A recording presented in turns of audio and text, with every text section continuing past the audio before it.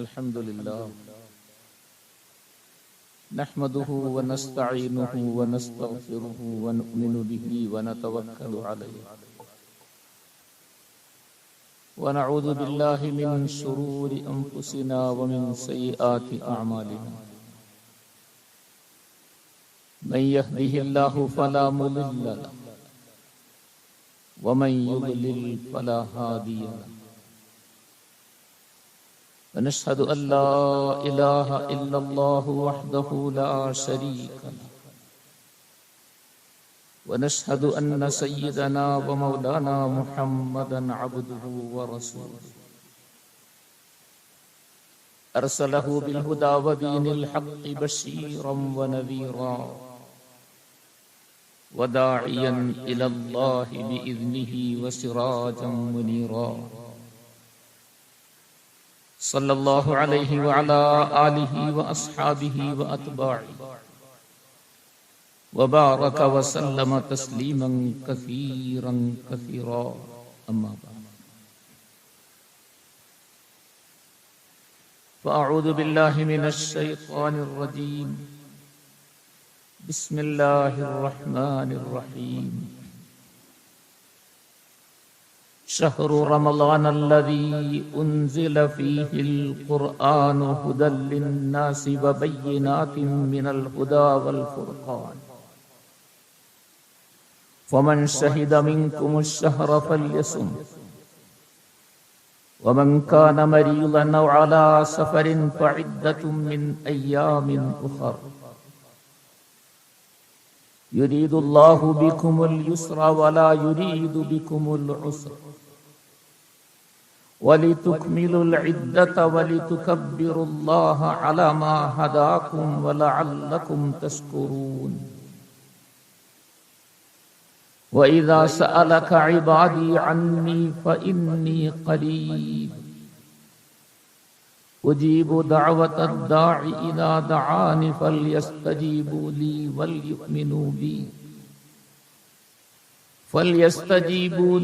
وليؤمنوا بي لعلهم يرشدون صدق الله العظيم.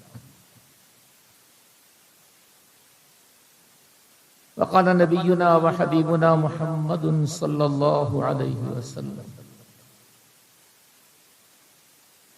إذا دخل رمضان فتحت أبواب الجنان وغلقت أبواب النيران وصفدت مردة الجان أو كما قال عليه الصلاة والسلام. اللهم ألهمنا مراشد أمورنا وأعذنا من شرور نفوس أعمالنا رب اشرح لي صدري ويسر لي أمري واحلل عقدة من لساني يفقهوا قولي.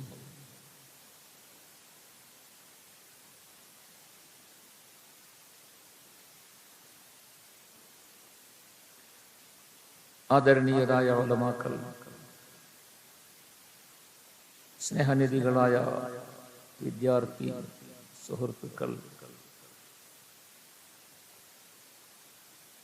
ബഹുമാന്യരായ മുഅ്മിനീങ്ങൾ, മുസ്ലിമീങ്ങൾ, കാരണവന്മാർ, സഹോദരി സഹോദരന്മാർ,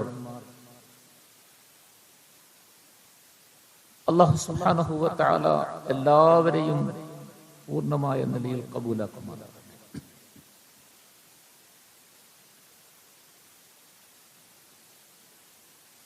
വലിയ ഒരു ആഘോഷത്തിന് വേണ്ടി കാത്തിരിക്കുന്നവരാണ് നാം എല്ലാം.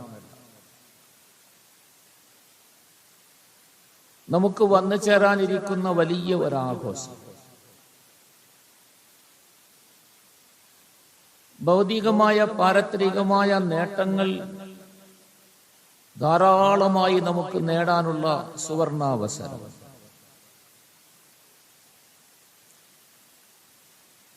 ലോകം മുഴുവൻ അതിന്റെ പ്രതീക്ഷയിലാണ്.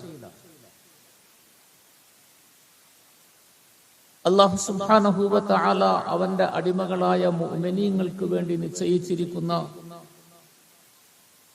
അവർക്ക് അല്ലാഹു സുബ്ഹാനഹു വ തആല കനിഞ്ഞരുളിയിരിക്കുന്ന അനുഗ്രഹങ്ങളുടെ കൂമ്പാരങ്ങൾ വന്ന് ഭവിക്കുന്ന സന്ദർഭങ്ങൾ.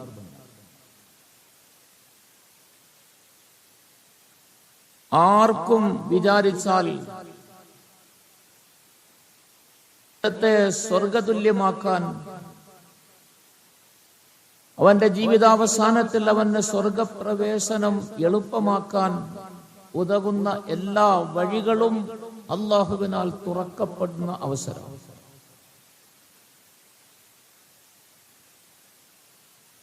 മനുഷ്യൻ അവന്റെ ശാരീരിക ഇച്ഛകളെ നിയന്ത്രിക്കുന്നതിന്, അങ്ങനെ സ്വയം നിയന്ത്രിക്കാൻ സാധിക്കാത്തവർക്ക് നിയന്ത്രണ വിധേയമാക്കുന്നതിന് അല്ലാഹുവിന്റെ ഭാഗത്തു നിന്നുമുള്ള എല്ലാ സഹായങ്ങളും നൽകപ്പെടുന്ന, മനുഷ്യനെ എല്ലാ നിലയിലും അവന്റെ എല്ലാ മോശമായ പ്രവർത്തനങ്ങളിൽ നിന്നും തടഞ്ഞു നിർത്തി നേർവഴിയിലേക്ക് കടത്തിവിടുന്നതിന് അല്ലാഹു തആല നൽകിയിരിക്കുന്ന ഏറ്റവും ഉയർന്ന അവസരം.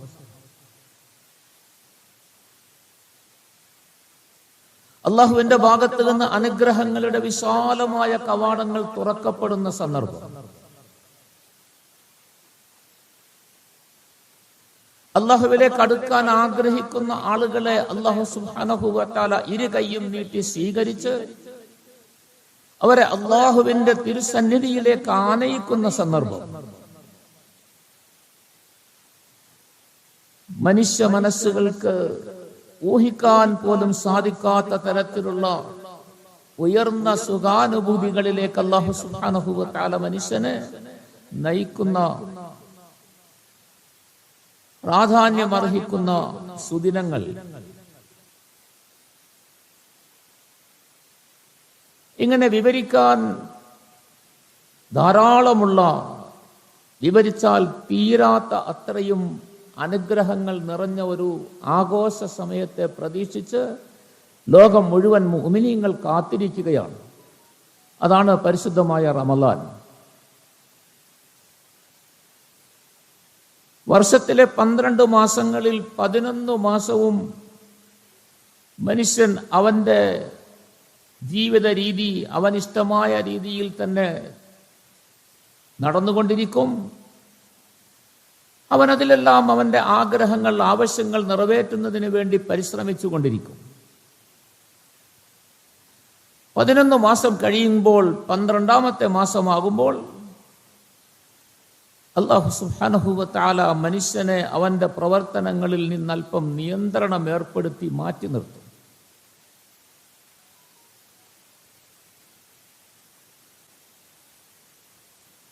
മനുഷ്യനെ അവന്റെ മുഴുവൻ അഴുക്കുകളിൽ നിന്നും അവനെ കഴുകി ശുദ്ധിയാക്കി അവന് പുതുജീവൻ നൽകി അവന്റെ ശരീരത്തിന്റെ ബാഹ്യമായ അവയവങ്ങൾക്ക് മാത്രമല്ല, അതിനേക്കാൾ ഉപരിയായി അവന്റെ ആന്തരിക അവയവങ്ങൾക്കും അതിൽ അല്ലാഹു സുബ്ഹാനഹു വ തആല നിക്ഷേപിച്ചിരിക്കുന്ന കഴിവുകൾക്കും, ആന്തരിക അവയവങ്ങൾ കൊണ്ട് മനുഷ്യന്റെ ജീവിതത്തിലേക്ക് അവൻ ചിട്ടപ്പെടുത്താൻ വിചാരിക്കുന്ന അവന്റെ ചിന്തകൾക്കുമെല്ലാം ശക്തി പകരാൻ, അതിനെയെല്ലാം മനുഷ്യൻ നിയന്ത്രണ വിധേയമാക്കി മനുഷ്യനെ നല്ല വഴിയിലേക്ക് നയിക്കുന്നതിന് പാകപ്പെടുത്തിയെടുക്കാൻ അല്ലാഹു സുബ്ഹാനഹു വ തആല നിശ്ചയിച്ചിരിക്കുന്ന സമയം. സയ്യിദുനാ മുഹമ്മദുർ റസൂലുള്ളാഹി സ്വല്ലല്ലാഹു അലൈഹി വസല്ലം ഒരു സന്ദർഭത്തിൽ പറഞ്ഞു, നിങ്ങൾ പ്രതീക്ഷിച്ചിരിക്കുന്ന, നിങ്ങൾ ഏറ്റവും അനുഗ്രഹീതരാകുന്നതിന് വേണ്ടി അല്ലാഹു നിശ്ചയിക്കുന്ന അവസരങ്ങളിലേക്ക് കടന്നു വരുന്നു. അത് അല്ലാഹു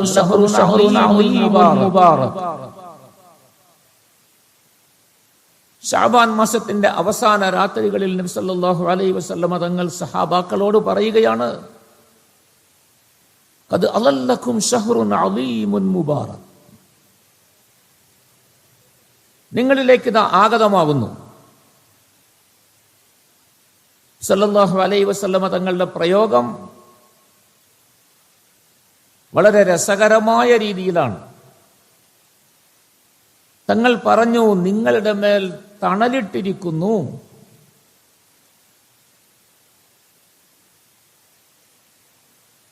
നിങ്ങൾക്ക് തണൽ വിരിച്ചുകൊണ്ട് വന്നു ചേർന്നിരിക്കുന്നു.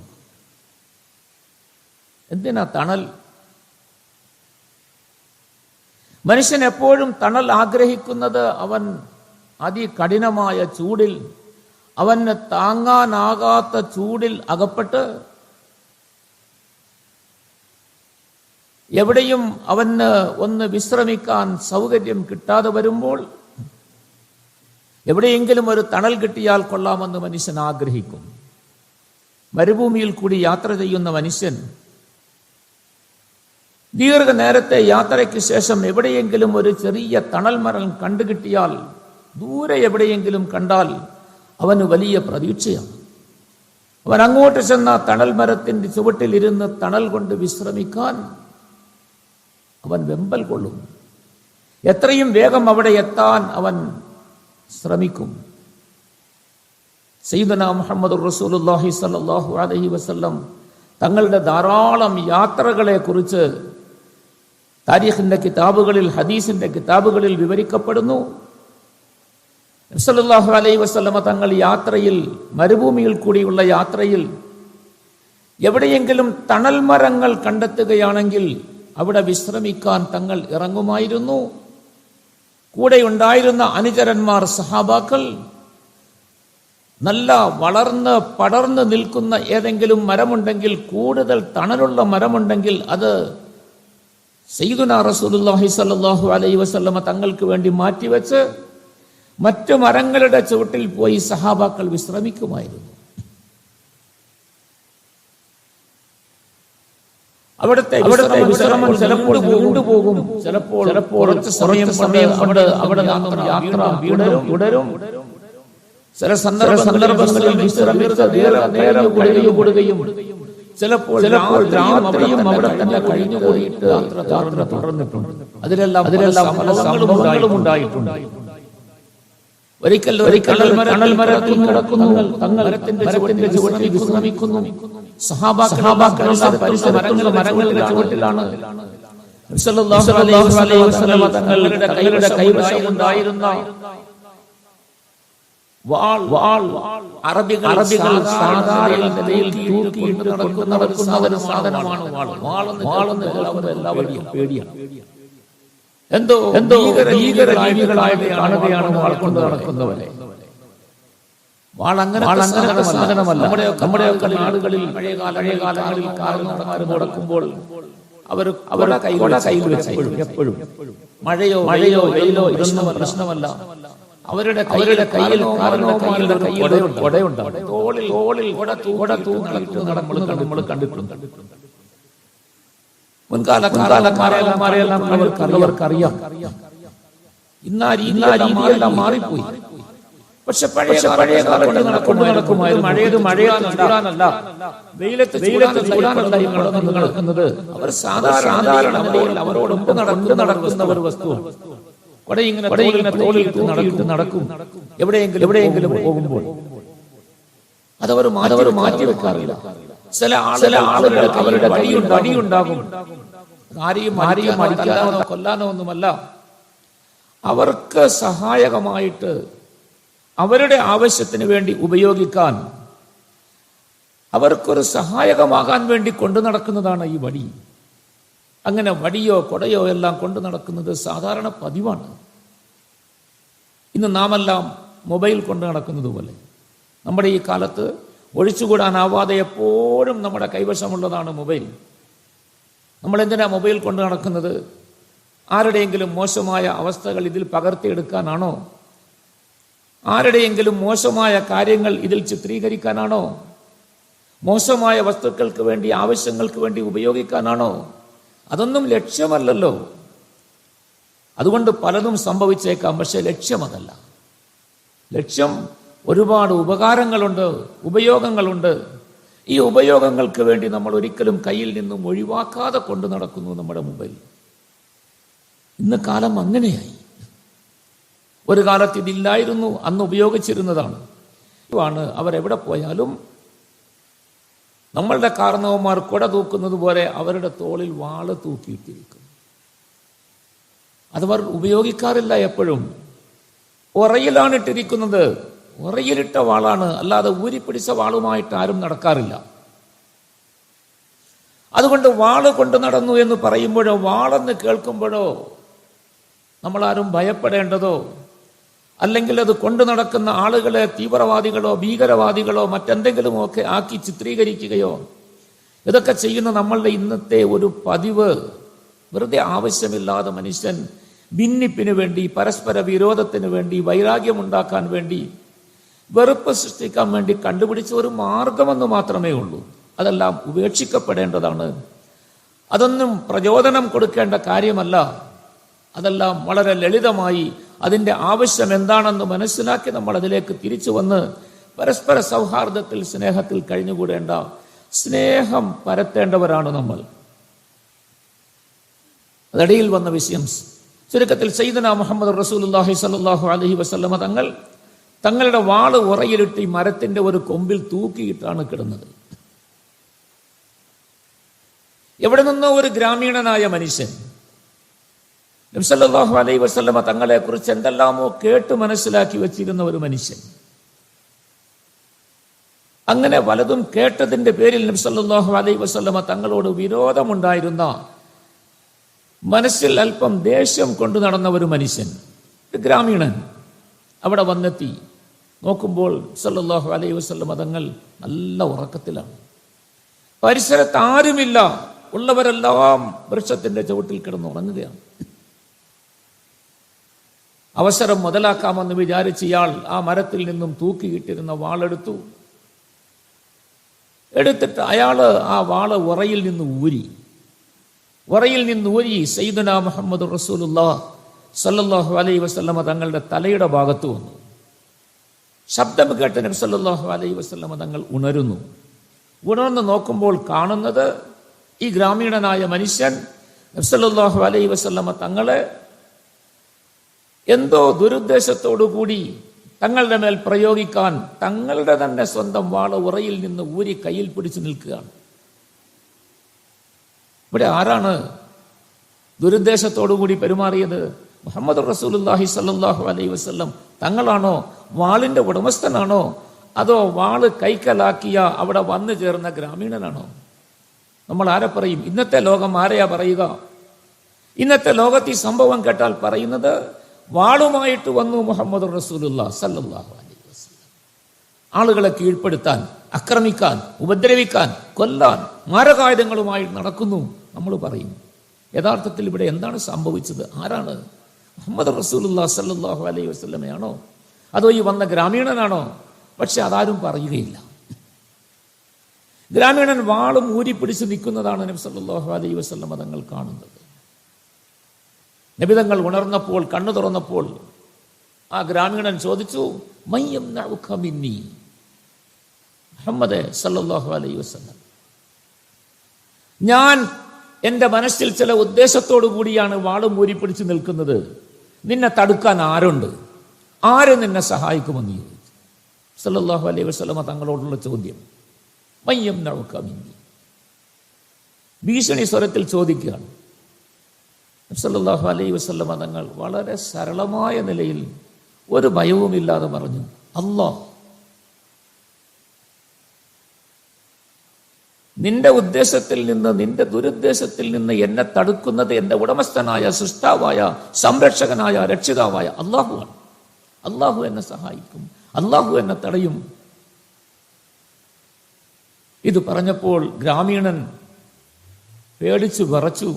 അള്ളാഹുവിൻ്റെ പരിശുദ്ധ നാമം കേട്ടപ്പോൾ വിറച്ച് ഊരിയ വാള് അയാളുടെ കയ്യിൽ നിന്നും താഴെ വീണു.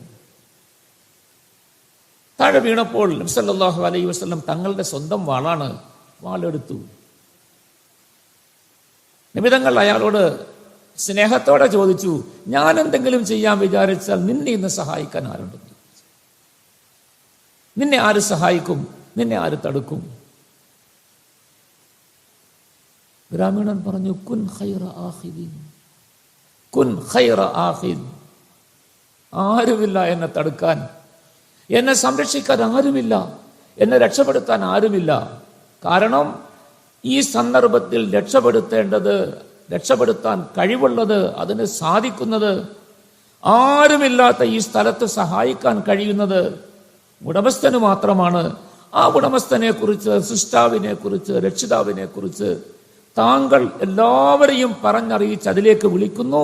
പക്ഷെ ഞാനത് സ്വീകരിക്കാൻ ഇന്നും തയ്യാറായിട്ടില്ല. ഞാൻ ഇന്നും അത് സ്വീകരിക്കാൻ തയ്യാറാകാത്തതിൻ്റെ പേരിൽ എനിക്ക് എൻ്റെ മുമ്പിൽ ആരും രക്ഷകനായിട്ട് കാണുന്നില്ല. അതുകൊണ്ട് താങ്കൾ വാള് പിടിക്കുന്നവരിൽ ഏറ്റവും മാന്യനായി എന്നോട് പെരുമാറണം. കുൻ ഖൈറ ആഖി. സല്ലല്ലാഹു അലൈഹി വസല്ലം തങ്ങൾ ഒന്നും ചെയ്തില്ല. സന്തോഷത്തോടെ ചിരിച്ചുകൊണ്ട് വാള് താഴെ വെച്ചു. ശബ്ദം കേട്ട് പരിസരത്ത് കിടന്നുറങ്ങിയിരുന്ന സഹാബാക്കൾ എല്ലാവരും എഴുന്നേറ്റ് വന്നു. ഇയാളുടെ നേരെ വളരെ ഗൗരവത്തിൽ നോക്കി നബി സല്ലല്ലാഹു അലൈഹി വസല്ലം തങ്ങളെ ഭീഷണിപ്പെടുത്താനോ ഭയപ്പെടുത്താനോ തങ്ങളുടെ വാളൂരി തങ്ങളുടെ മേൽ പ്രയോഗിക്കാൻ നീ തയ്യാറാവുകയോ എന്തൊക്കെയോ ചിന്തയിൽ സഹാബാക്കളെല്ലാം ഇങ്ങനെ ഗൗരവത്തിൽ നോക്കി.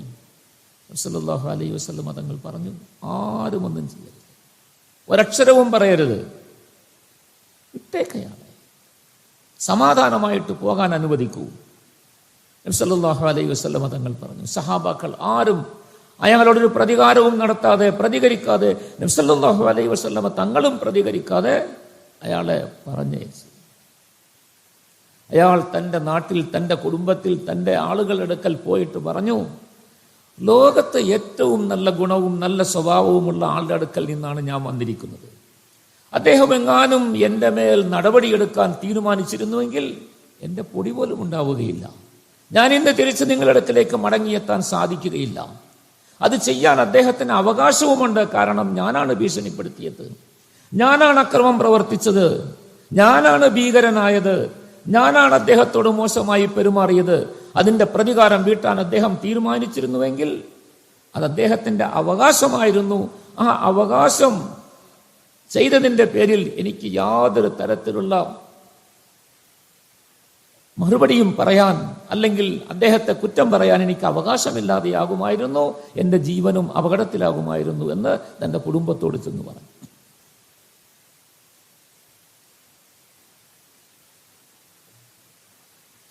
ഇതാണ് നബി സല്ലല്ലാഹു അലൈഹി വസല്ലമ തങ്ങളുടെ പെരുമാറ്റവും സ്വഭാവവും നമ്മൾ പഠിച്ചിരിക്കേണ്ടത്.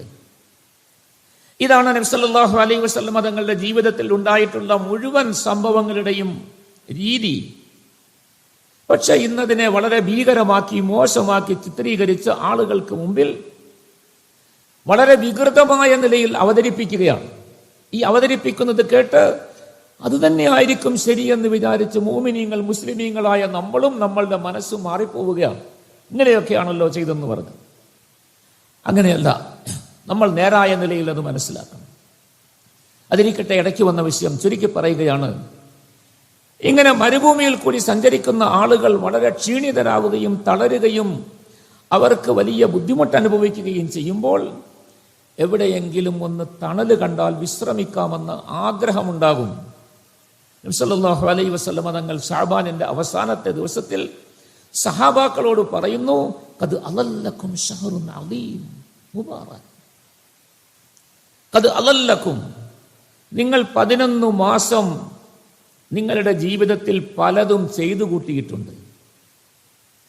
നിങ്ങളുടെ ജീവിതത്തിലെ 11 മാസം നിങ്ങളെ മുഴുവൻ ചൂട് അനുഭവിപ്പിക്കുന്ന, ഭയങ്കരമായ ചൂടിലേക്ക് നിങ്ങളെ കൊണ്ടുപോയി എത്തിക്കുന്ന, നിങ്ങളുടെ ശരീരത്തിന്റെ അവയവങ്ങൾ മുഴുവനും ചുട്ടു പഴുത്തിരിക്കുന്ന, നിങ്ങൾ ചെയ്തു കൂട്ടിയ പ്രവർത്തന ദൂഷ്യത്തിന്റെ പേരിൽ നിങ്ങളുടെ മുഴുവൻ അവയവങ്ങളും നിങ്ങളെ ചുട്ടു പൊള്ളിക്കുകയാണ്. നിങ്ങൾക്ക് വിശ്രമമില്ല, സമാധാനമില്ല, നിങ്ങളുടെ മനസ്സിന് യാതൊരു നിലയിലുള്ള സ്വസ്ഥതയുമില്ല. നിങ്ങളുടെ അവയവങ്ങളെല്ലാം ചൂടായിരിക്കുകയാണ്.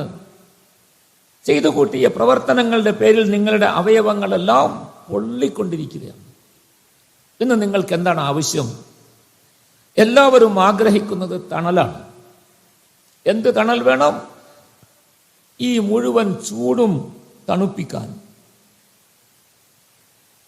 അതിൽ നിന്ന് വിശ്രമം നൽകാൻ പര്യാപ്തമായ തണൽ വേണം. സല്ലല്ലാഹു അലൈഹി വസല്ലം പറഞ്ഞു, ഇതാ വന്നിരിക്കുന്നു തണൽ. അളല്ലക്കും ശഹറുൻ. 1 മാസം, 1-2 മണിക്കൂർ നേരത്തേക്കല്ല, 1-2 ദിവസത്തേക്കല്ല, ഒരു മാസം മുഴുവനും നിങ്ങൾക്ക് തണൽ വിരിച്ചു നിൽക്കുന്നു റമളാൻ. പരിശുദ്ധമായ റമളാൻ അല്ലാഹു സുബ്ഹാനഹു വ തആല നിങ്ങൾക്ക് തണലായി നൽകിയിരിക്കുന്നു. നിങ്ങളുടെ ചൂട് ശമിപ്പിക്കാൻ, നിങ്ങളുടെ ബുദ്ധിമുട്ടുകൾ മാറ്റാൻ, നിങ്ങളുടെ പ്രയാസങ്ങൾ ദൂരീകരിക്കാൻ, നിങ്ങളുടെ മാനസികമായ വിഷമതകൾ മാറ്റാൻ, അതിന് സമാധാനമുണ്ടാക്കാൻ നിങ്ങൾക്ക് ദീർഘമായ ഒരു മാസം അല്ലാഹു തആല തണലായി തന്നിരിക്കുന്നു. ഖദ് അദല്ലകും ശഹറു. വെറും നിങ്ങൾക്ക് തണല് മാത്രമല്ല, അദീമുൻ, അല്ലാഹുവിന്റെ അടുക്കൽ വലിയ മഹത്വമുള്ള, നിങ്ങളെ വലിയ മഹത്വത്തിലേക്ക് എത്തിക്കുന്ന, നിങ്ങൾക്ക് എത്താൻ ആഗ്രഹിക്കുന്ന എത്ര സ്ഥാനവും മഹത്വവുമുണ്ടോ അവിടെ നിങ്ങളെ കൊണ്ടുപോയി എത്തിക്കാൻ പര്യാപ്തമായ ഒരു മാസം. ഓരോരുത്തരും അവരവരുടെ പരിശ്രമം അനുസരിച്ച് എത്ര ഉയരാൻ വിചാരിക്കുന്നു അവർക്ക് അത്രയും ഉയരത്തിലേക്ക് എത്താം. അതിന് പര്യാപ്തമായ മാസം എന്ന് മാത്രമല്ല, മുബാറക്ക്, അള്ളാഹുവിന്റെ ഭാഗത്ത് നിന്ന് ഐശ്വര്യങ്ങളുടെ കവാടങ്ങൾ തുറക്കപ്പെടുന്ന മാസം. ഈ മാസത്തിൽ അള്ളാഹുവിന്റെ ഭാഗത്ത് നിന്ന് നിങ്ങൾക്ക് ജീവിതത്തിന്റെ ഐശ്വര്യങ്ങൾ തുറന്നു തരുന്നു, ഒഴുകി നിങ്ങളിലേക്ക് എത്തുന്നു, ഒരു തടസ്സവുമില്ലാതെ. ഇത് 11 മാസവും നിങ്ങൾക്ക് ഉപയോഗിക്കാൻ പാകത്തിന് അല്ലാഹു തആല വിശാല അങ്ങനത്തെ ഒരു തണൽ മരം, തണൽ മാസം നിങ്ങൾക്കിത് ആഗതമായിരിക്കുന്നു. സയ്യിദുനാ മുഹമ്മദ് റസൂലുള്ളാഹി സ്വല്ലല്ലാഹു അലൈഹി വസല്ലം തങ്ങൾ പരിശുദ്ധ റമളാനിന്റെ ആഗമനത്തെ കുറിച്ച് സഹാബാക്കൾക്ക് പറഞ്ഞു കൊടുത്തു. എന്തൊരു സമാധാനമാണ്, എന്തൊരു സന്തോഷമാണ് സഹാബാക്കൾക്കുണ്ടാവുക. ആവേശം, അവർക്ക് ആ തണൽ കിട്ടിയപ്പോൾ ആവേശമാണ്. ആവേശം എന്തിന്? അള്ളാഹുവിലേക്ക് അടുക്കാൻ, അള്ളാഹുവിലേക്ക് അടുക്കാൻ, അള്ളാഹുവിന് ഇഷ്ടപ്പെട്ട പ്രവർത്തനങ്ങളിൽ മുഴുകാൻ, അവരുടെ ജീവിതത്തിന്റെ മറ്റെല്ലാ ജോലികളും മാറ്റിവെച്ച് ഇത് മാത്രമായി ജീവിക്കാൻ. അതുകൊണ്ട് സഹാബാക്കൾ എന്ത് ചെയ്തു? പരിശുദ്ധ റമളാനിന്റെ രാത്രികളിൽ ഉറക്കമില്ല, അവർക്ക് ഉറക്കമില്ല. അല്പസമയമെങ്ങാനും ചിലപ്പോൾ വിശ്രമിച്ചാൽ വിശ്രമിച്ചു, ചിലപ്പോൾ അതുമില്ല. പകൽ സമയത്ത് കുറച്ചു നേരം വിശ്രമിക്കുന്നു, ബാക്കി സമയങ്ങളെല്ലാം സൽക്കർമ്മങ്ങളിൽ. രാത്രി സമയങ്ങളിൽ അവർ അള്ളാഹുവിന്റെ മുമ്പിൽ കൈകെട്ടി നിൽക്കുകയാണ്. അവർക്ക് ഉറക്കമില്ല. കാരണം ഈ കിട്ടിയിരിക്കുന്ന അവസരം അത്രയും മഹത്തരമാണ്. അതിനെക്കുറിച്ചാണ് നബി സല്ലല്ലാഹു അലൈഹി വസല്ലം തങ്ങൾ പറഞ്ഞത്. അതുകൊണ്ട് അത് എങ്ങനെയും നേടിയെടുക്കണമെന്നുള്ള ആഗ്രഹത്തിൽ സഹാബാക്കൾ അവരുടെ ജീവിതം ആ ഒരു മാസത്തേക്ക് വേറൊരു തരത്തിലേക്കാക്കി. ജീവിത ആവശ്യത്തിനുള്ള കച്ചവടങ്ങൾ നടത്തിക്കൊണ്ടിരുന്നവർ അതിൻ്റെ സമയം ചുരുക്കി, കുറഞ്ഞ സമയം. കൃഷി നടത്തിയിരുന്നവർ കൃഷിയുടെ സമയം ചുരുക്കി. എപ്പോഴെങ്കിലും കുറഞ്ഞ സമയം കൃഷി സ്ഥലങ്ങളിൽ പോയി ഒന്ന് നോക്കിയിട്ടവർ തിരിച്ചു വരും മസ്ജിദുകളിലേക്ക്. മറ്റ് ജോലികളിൽ കഴിയുന്ന ആളുകൾ അവരുടെ ജോലികളെല്ലാം ഒന്നുകിൽ നിർത്തിവെച്ചു, ഇല്ലെങ്കിൽ സമയം കുറച്ചു. സയ്യിദുനാ മുഹമ്മദ് റസൂലുള്ളാഹി സ്വല്ലല്ലാഹു അലൈഹി വസല്ലമ തങ്ങൾ സഹാബാക്കളോട് പറഞ്ഞു, നിങ്ങളുടെ കൂട്ടത്തിൽ നിങ്ങൾ ജോലിക്കായി ആരെയെങ്കിലും ഭൃത്യന്മാരെ നിർത്തിയിട്ടുണ്ടെങ്കിൽ, അല്ലെങ്കിൽ ആരെയെങ്കിലും നിങ്ങൾ ജോലിക്ക് നിങ്ങളുടെ എന്തെങ്കിലും ആവശ്യങ്ങൾക്ക് വേണ്ടി കൂലിക്ക് നിർത്തിയിട്ടുണ്ടെങ്കിൽ, ഇത് പരിശുദ്ധ റമളാനാണ്. അതുകൊണ്ട് അവർക്ക് ജോലിയുടെ സമയം കുറച്ചു കൊടുക്കുക, ഇല്ലെങ്കിൽ ജോലിയുടെ ഭാരം കുറച്ചു കൊടുക്കുക, അല്ലെങ്കിൽ അത്യാവശ്യമായ കാര്യങ്ങളാണ് നിങ്ങൾക്ക് നിർവഹിക്കേണ്ടതുള്ളതെങ്കിൽ നിങ്ങൾ ആ ജോലിയിൽ അവനെ സഹായിച്ചു കൊടുത്ത് വേഗം ജോലി ചെയ്യാൻ അവനക്ക് നിങ്ങൾ അവസരമുണ്ടാക്കി കൊടുക്കുക. സല്ലല്ലാഹു അലൈഹി വസല്ലം തങ്ങൾ പറഞ്ഞു. ഇന്ന് നമ്മളെന്താ ചെയ്യുക? റമളാൻ ആകുമ്പോൾ കടയിൽ 2 സ്റ്റാഫിനെ കൂടുതൽ വെക്കും, കച്ചവടത്തിൻ്റെ സമയം കൂട്ടും. മഗ്‌രിബ് നമസ്കാരത്തിൻ്റെ സമയമാകുമ്പോൾ നോമ്പ് മുറിക്കാനുള്ള അവസരം പോലും കിട്ടൂല, അതിന് ഷിഫ്റ്റാക്കും. 5 പേര് കടയിലുണ്ടെങ്കിൽ 2 പേര് പള്ളിയിൽ പോയി നോമ്പ് മുറിച്ചിട്ട് പോവാ, ബാക്കി 3 പേര് പിന്നീടാകാം, അല്ലെങ്കിൽ കടയിൽ നിന്ന് നോമ്പ് മുറിക്ക്, ഇല്ലെങ്കിൽ അവർ വന്നതിന് ശേഷം വേറെ പള്ളിയിൽ പോവും. നമ്മൾ ഷിഫ്റ്റാക്കും, സ്റ്റാഫിനെ കൂടുതൽ വെക്കും, സമയം കൂട്ടും. രാത്രി 8 മണിക്ക് സാധാരണ നിലയിൽ കടയടച്ച് വന്ന് പള്ളിയിൽ ഇശാ നമസ്കരിച്ച് വീട്ടിലേക്ക് പോകുന്ന ആൾ റമളാൻ ആകുമ്പോൾ 11 മണിയായാലും കടയടയ്ക്കുകയില്ല. കാരണം തറാവീഹ് നമസ്കാരം കഴിഞ്ഞ് മസ്ജിദിൽ നിന്ന് വരുന്ന ആളുകളും കടയിൽ അന്വേഷിച്ച് വരുമെന്നുള്ള പ്രതീക്ഷയിൽ നമ്മൾ ജോലിഭാരം കൂട്ടുകയാണ്. സ്വയം നമുക്കും കൂട്ടുന്നു, മറ്റുള്ളവർക്കും കൂട്ടുന്നു. സഹാബാക്കളുടെ അവസ്ഥ ഇതല്ലായിരുന്നു. ഇതാണ് പരിശുദ്ധമായ റമളാൻ. നമ്മളിലേക്ക് വന്നു ചേരുന്ന പരിശുദ്ധമായ ഈ റമളാൻ ദിവസങ്ങൾക്കുള്ളിൽ നമ്മളിലേക്ക് എത്തിച്ചേരുന്നു ആഘോഷമായിട്ട്. റമളാനാണ് ആഘോഷമാക്കേണ്ടത്. റമളാനിന്റെ ആഘോഷം എന്താ? റമളാനിന്റെ ആഘോഷം ഷഹ്റു റമളാൻ അല്ലദീ ഉൻസില ഫീഹിൽ ഖുർആൻ ഹുദൽ ലിന്നാസി വബയ്യിനാതിൻ മിനൽ ഹുദാ വൽ ഫുർഖാൻ. എന്താണ് റമളാനിന്റെ ആഘോഷം? റമളാൻ നൽകിയ അല്ലാഹു തന്നെ പറയട്ടെ. അല്ലാഹു തന്നെ പറയട്ടെ. അല്ലാഹുവാണല്ലോ റമളാൻ നൽകിയത്. റമളാൻ നമുക്ക് നൽകിയത് എന്തിനാണെന്ന് അല്ലാഹു തന്നെ പറയട്ടെ. റമളാൻ അതിനു വേണ്ടി ഉപയോഗിക്കാം. അല്ലാഹു പറയുന്നു, ഷഹ്റു റമളാൻ അല്ലദീ ഉൻസില ഫീഹിൽ ഖുർആൻ. പരിശുദ്ധമായ റമളാൻ നിങ്ങളിലേക്ക് ആഗതമാകുന്നത് വെറുതെ റമളാൻ മാത്രമായിട്ടല്ല, പരിശുദ്ധമായ ഖുർആനോട് കൂടിയാണ് റമളാൻ നിങ്ങളിലേക്ക് വരുന്നത്. ഖുർആൻ റമളാനിൽ വരുന്നു. എന്തിനാ ഖുർആൻ? നമ്മളുടെ ജീവിതത്തെ ചിട്ടപ്പെടുത്താൻ. നമ്മളുടെ ജീവിതം ഒരിക്കലും നമ്മളുടെ തീരുമാനത്തിന് വിധേയമായിട്ടല്ല കഴിച്ചുകൂട്ടേണ്ടത്. നമ്മുടെ ജീവിതം നമ്മളുടെ ഇഷ്ടങ്ങൾക്ക്, നമ്മളുടെ അനിഷ്ടങ്ങൾക്ക് വിധേയമായിട്ടല്ല ഒരിക്കലും നമ്മളുടെ ജീവിതം നമ്മൾ ചിട്ടപ്പെടുത്തേണ്ടത്. നമ്മളുടെ ജീവിതത്തിന് ചിട്ടയുണ്ട്. അതാണ് പരിശുദ്ധമായ ഖുർആൻ. അല്ലാഹു സുബ്ഹാനഹു വ തആല പറഞ്ഞു, ഹുദൽ ലിന്നാസ്. ലോകത്തുള്ള മുഴുവൻ മാനവരാശിക്കും നേർവഴി കാണിച്ചു കൊടുക്കുന്നതാണ് ഈ ഖുർആൻ. എല്ലാ കാര്യത്തിലും നേർവഴി. നാം വിചാരിക്കുന്നത് മാതിരി പരിശുദ്ധമായ ഖുർആൻ ഇബാദത്തുകളുടെ കാര്യങ്ങൾക്ക് നേർവഴി കാണിക്കുന്നത് മാത്രമല്ല, എങ്ങനെയാണ് നമസ്കരിക്കേണ്ടത്, എങ്ങനെയാണ് നോമ്പനുഷ്ഠിക്കേണ്ടത്, എങ്ങനെയാണ് സക്കാത്ത് കൊടുക്കേണ്ടത്, എങ്ങനെയാണ് ഹജ്ജ് നിർവഹിക്കേണ്ടത്, എങ്ങനെയാണ് വുളൂ ചെയ്യേണ്ടത്, എങ്ങനെയാണ് ശുദ്ധി വരുത്തേണ്ടത്, ഈ കാര്യങ്ങളെ കുറിച്ച് നേർവഴി പഠിപ്പിക്കാൻ മാത്രമല്ല പരിശുദ്ധമായ ഖുർആൻ നമ്മളിലേക്ക് വന്നത്. ഖുർആൻ അത് പഠിപ്പിക്കുന്നുണ്ട്. ഖുർആനിൽ അല്ലാഹു തആല അത് വ്യക്തമാക്കുന്നുണ്ട്. എങ്ങനെ വുളൂ ചെയ്യണം, എങ്ങനെ കുളിക്കണം, എങ്ങനെയാണ് നിങ്ങളുടെ ശരീരത്തിന് ശുദ്ധി വരുത്തേണ്ടത്, നിങ്ങളുടെ അവയവങ്ങളെ എങ്ങനെ ശുദ്ധിയാക്കണം, നിങ്ങളുടെ വസ്ത്രം എങ്ങനെ ശുദ്ധിയാക്കണം, നിങ്ങൾ താമസിക്കുന്ന നടക്കുന്ന വഴികളും സ്ഥലങ്ങളും എങ്ങനെ ശുദ്ധിയാക്കണം, നിങ്ങളുടെ വീടുകൾ എങ്ങനെ ശുദ്ധിയാക്കി വെക്കണം, നിങ്ങളുടെ വീടുകൾ എങ്ങനെ വൃത്തിയാക്കണം, നിങ്ങൾ ഉപയോഗിക്കുന്ന വസ്തുക്കൾ എങ്ങനെ വൃത്തിയാക്കി സൂക്ഷിക്കണം.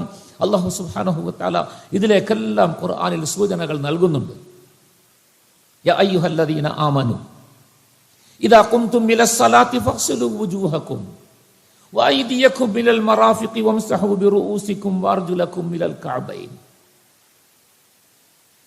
നിങ്ങൾക്ക് കൂടുതൽ ശുദ്ധിയാക്കേണ്ട ആവശ്യമില്ല എന്ന് തോന്നുമ്പോൾ, ശരീരത്തിൽ മുഴുവനുമുള്ള അഴുക്ക് മാറ്റണ്ട എന്ന് നിങ്ങൾക്ക് തോന്നുകയാണെങ്കിൽ, അപ്പോൾ നിങ്ങളുടെ ശരീരം മുഴുവൻ ശുദ്ധിയായതായി അംഗീകരിക്കപ്പെടുന്നതിന് നിങ്ങൾ ചെയ്യേണ്ടത് അവയവങ്ങളുടെ അരികുകൾ മാത്രം ശുദ്ധിയാക്കുക. അവയവങ്ങളുടെ അരികുകൾ മാത്രം. കൈയുണ്ട് നിങ്ങൾക്ക്, നിങ്ങളുടെ കൈ മുഴുവനും ശുദ്ധിയാക്കേണ്ട ആവശ്യമില്ല എന്ന് തോന്നുമ്പോൾ അള്ളാഹുവിന്റെ മുമ്പിൽ നിൽക്കാൻ നിങ്ങൾ ശുദ്ധിയാക്കേണ്ടത് എവിടെയോ? കൈ മുട്ടുവരെ ശുദ്ധിയാക്കിയാൽ മതി, കഴുകിയാൽ മതി. ബാക്കിയെല്ലാം ഞാൻ ശുദ്ധിയായതായിട്ട് അംഗീകരിച്ചോളാം. നിങ്ങൾ നടക്കുന്നു, നിങ്ങളുടെ കാൽപാദങ്ങൾ കഴുകി ശുദ്ധിയാക്ക്. പാദങ്ങൾ കഴുകി ശുദ്ധിയാക്കിയാൽ ബാക്കി കാല് മുഴുവനും ശുദ്ധിയായതായിട്ട് ഞാൻ അംഗീകരിച്ചോളാം. നിങ്ങൾക്കതിൽ ഞാൻ ശുദ്ധി തരാം. നിങ്ങളുടെ മുഖമൊന്ന് മുഖം കഴുകിയാൽ ആ മുൻഭാഗം മുഴുവൻ ശുദ്ധിയായതായിട്ട് ഞാൻ അംഗീകരിച്ചോളാം. ഇനി ഏറ്റവും ഉയരത്തിൽ നിങ്ങളുടെ തലയുടെ മുകൾ ഭാഗമാണ്, അതൊന്ന് വെറുതെ തടകിയാൽ മതി. വെള്ളം ഒന്ന് നനച്ച് കൈകൊണ്ട് തടക്, ഞാൻ അംഗീകരിച്ചോളാം. ഇപ്പൊ നിങ്ങളുടെ ശരീരം മുഴുവൻ ശുദ്ധിയായതായി ഞാൻ അംഗീകരിച്ചു. ഇനി വരീൻ എന്റെ മുമ്പിലേക്ക്. ഇദാ ഖുംതും ഇലസ്സലാത്തി ഫഗ്സിലു വുജൂഹക്കും. എന്റെ മുമ്പിൽ വന്ന് നിങ്ങൾ നിന്നോളൂ. നിങ്ങൾ ശുദ്ധരായി, നിങ്ങൾക്ക് പൂർണ്ണമായ ശുദ്ധി ഞാൻ അംഗീകരിച്ചു. ഇനി ചിലപ്പോൾ നിങ്ങൾക്ക് ഇത്രയും ശുദ്ധി പോരാ എന്ന് നിങ്ങൾക്ക് ബോധ്യപ്പെടും. കാരണം നിങ്ങളുടെ അവയവങ്ങളിൽ ഈ അരികുകൾ മാത്രം കഴുകിയാൽ നിങ്ങളുടെ ശരീരം ശുദ്ധിയാകാത്ത തരത്തിൽ നിങ്ങളുടെ ശരീരത്തിൽ അശുദ്ധി വ്യാപകമായി എന്ന് നിങ്ങൾക്ക് തന്നെ ബോധ്യപ്പെട്ടാൽ, അഥവാ നിങ്ങൾക്ക് സാധാരണ നിലയിലുള്ള ചെറിയ അശുദ്ധിയല്ല വലിയ അശുദ്ധിയിലേക്ക് നിങ്ങൾ എത്തിയാൽ, വഇൻ കുന്തും ജുനുബൻ ഫത്തഹ്ഹറു, എന്നാൽ നിങ്ങൾ നിങ്ങളുടെ ശരീരം മുഴുവനും വെള്ളമൊഴിച്ച് കഴുകണം, കുളിക്കണം, അപ്പോഴാ ശുദ്ധിയാവുക. പിന്നെ അല്ലാഹു സുബ്ഹാനഹു വ തആല വെള്ളത്തിന്റെ കാര്യം, വെള്ളം കിട്ടിയില്ലെങ്കിൽ എന്ത് ചെയ്യണം, വെള്ളമില്ലാത്തപ്പോൾ എങ്ങനെ ശുദ്ധിയാക്കണം, എങ്ങനെയാണ് ഈ അംഗശുദ്ധി വരുത്തുക, ശരീരം ശുദ്ധിയാക്കുക, കുളിക്കുന്നതിന് പകരം എന്ത് ചെയ്യണം, അതുപോലെ മനുഷ്യന്റെ ശരീരത്തിൽ വന്നു പെരളുന്ന അഴുക്കുകൾ എന്തൊക്കെയാണ്, എങ്ങനെയെല്ലാം അഴുക്കുകൾ വരാം. വഇൻ കുന്തും മർള ഔ അലാ സഫറിൻ ഔ ജാഅ അഹദും മിൻകും മിനൽ ഗായിദ് ഔ ലാമസ്തുമുൻ നിസാ വലം തജിദു മാഅൻ ഫതയമ്മമു സഈദൻ തയ്യിബാ ഫംസഹു ബിറുഊസികും ഫംസഹു ബിവുജൂഹികും വഅയ്ദീകും മിൻ.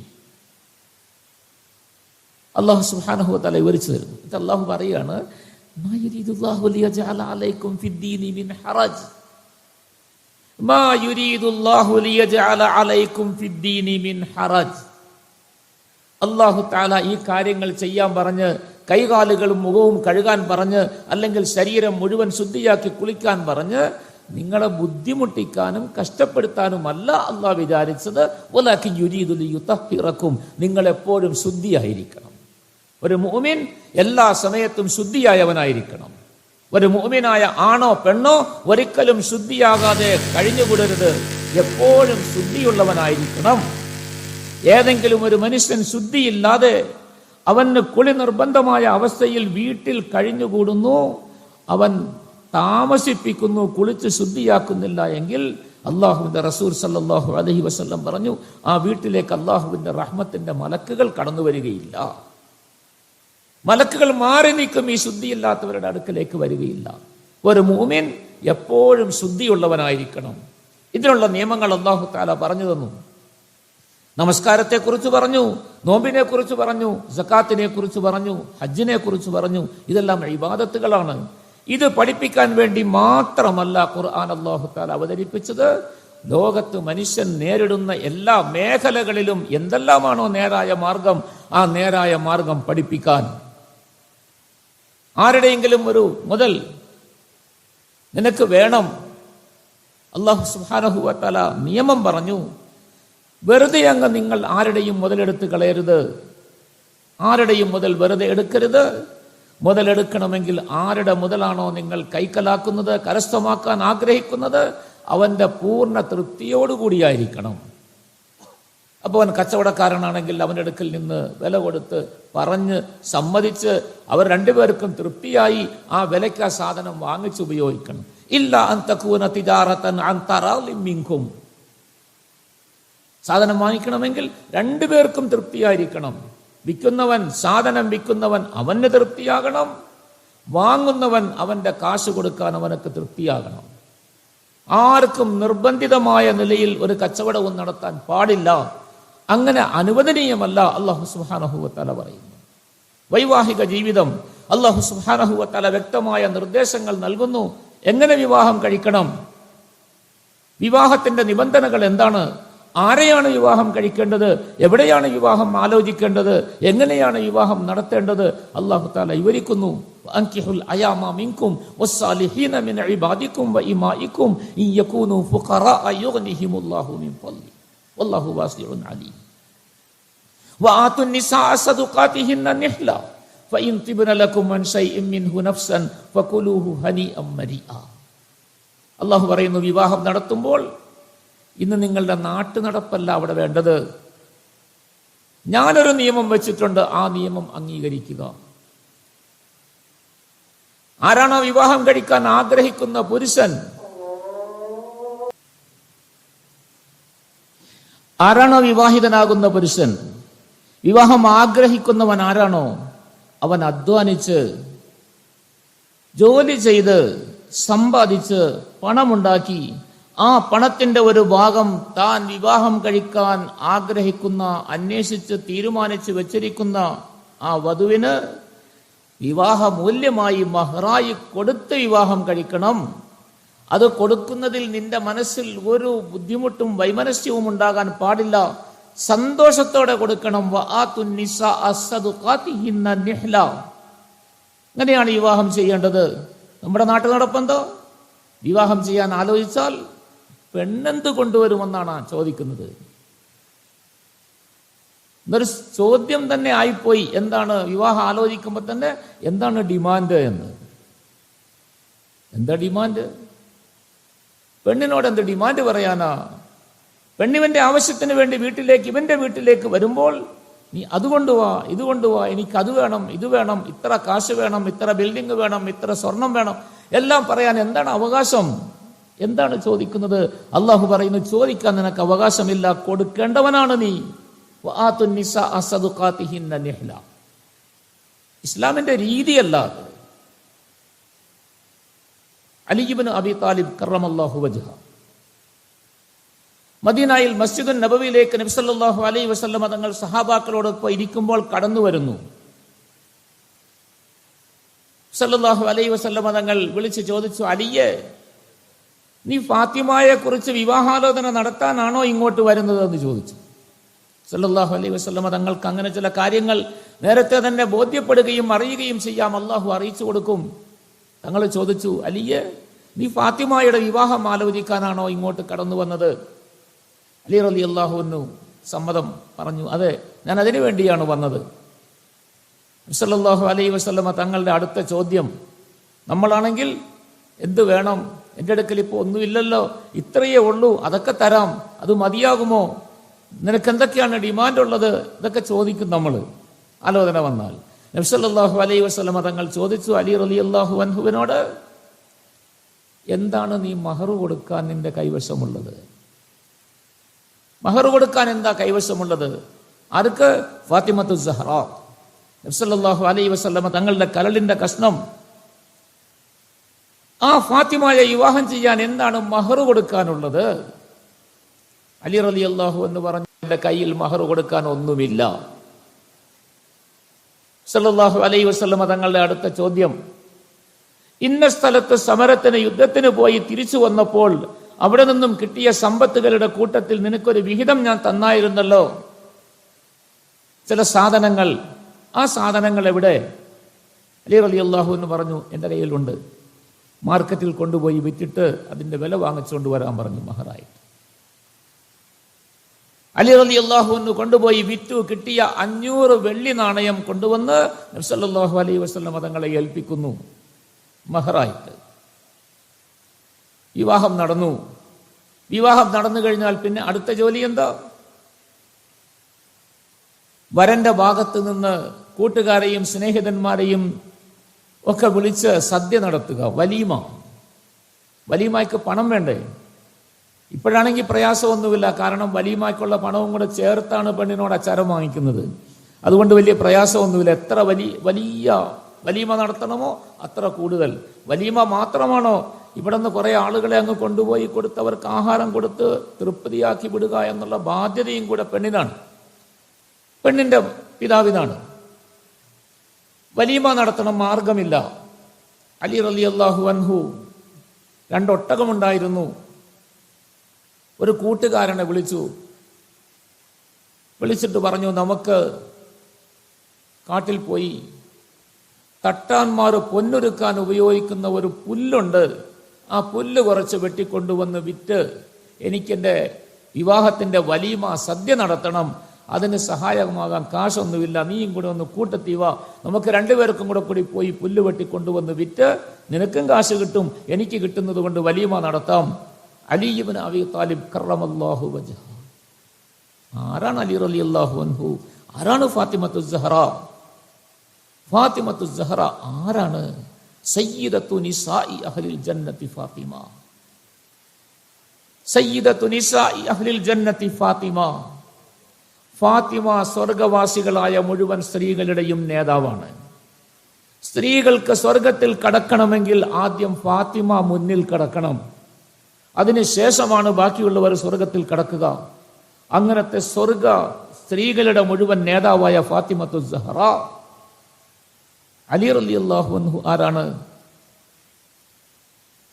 അലിയുൻ മിന്നി വ അന മിൻഹു. അലി എന്റെ ഭാഗമാണ്, ഞാൻ അലിയിന്റെ കൂട്ടത്തിലുള്ളവനാണ്. അലി റളിയല്ലാഹു അൻഹുവിനെ കുറിച്ച് സയ്യിദുനാ മുഹമ്മദുർ റസൂലുള്ളാഹി സല്ലല്ലാഹു അലൈഹി വസല്ലം തങ്ങൾ പറയും, അല്ലാഹുവിന്റെ അടുക്കൽ എത്ര വലിയ സ്ഥാനമുള്ളവനാണ് അലി റളിയല്ലാഹു അൻഹു. നാലാമത്തെ ഇസ്ലാമിന്റെ ഖലീഫ, അല്ലാഹുവിന്റെ ദീനിനു വേണ്ടി പൊരുതിയ സിംഹം ഹൈദർ. അനല്ലദീ സമ്മത്നി ഉമ്മി ഹൈദറ. അലി റളിയല്ലാഹു അൻഹു പറയുമായിരുന്നു, ഞാൻ ആരാണെന്ന് നിങ്ങൾക്കറിയാമോ?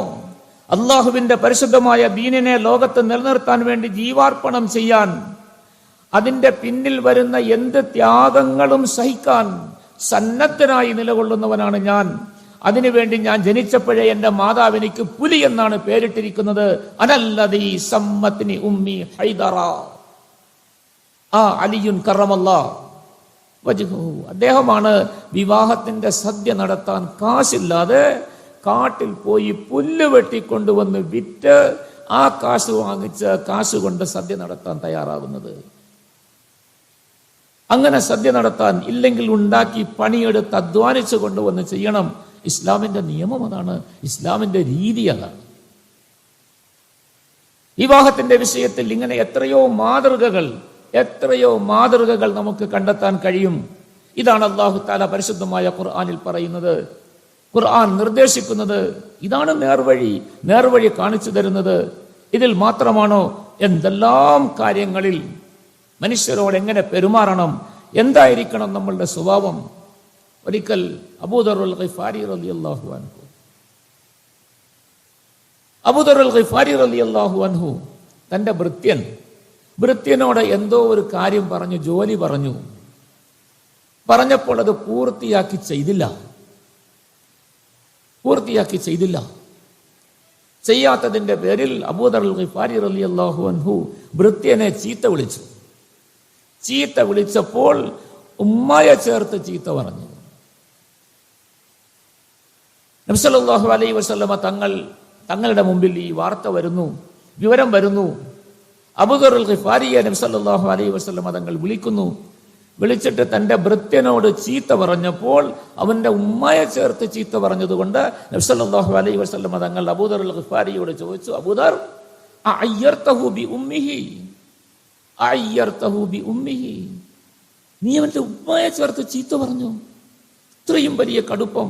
ഇന്നക മ്രുഉൻ ഫീക ജാഹിലിയ്യ, നീ ഇസ്ലാമിലേക്ക് വന്നു, മുസ്ലിമായി, വലിയ ആളായി, വലിയ അഭിമാനിയായി, വലിയ സ്ഥാനമുണ്ട് നിനക്ക് സഹാബാക്കളുടെ ഇടയിൽ, എല്ലാം ശരിയാണ്.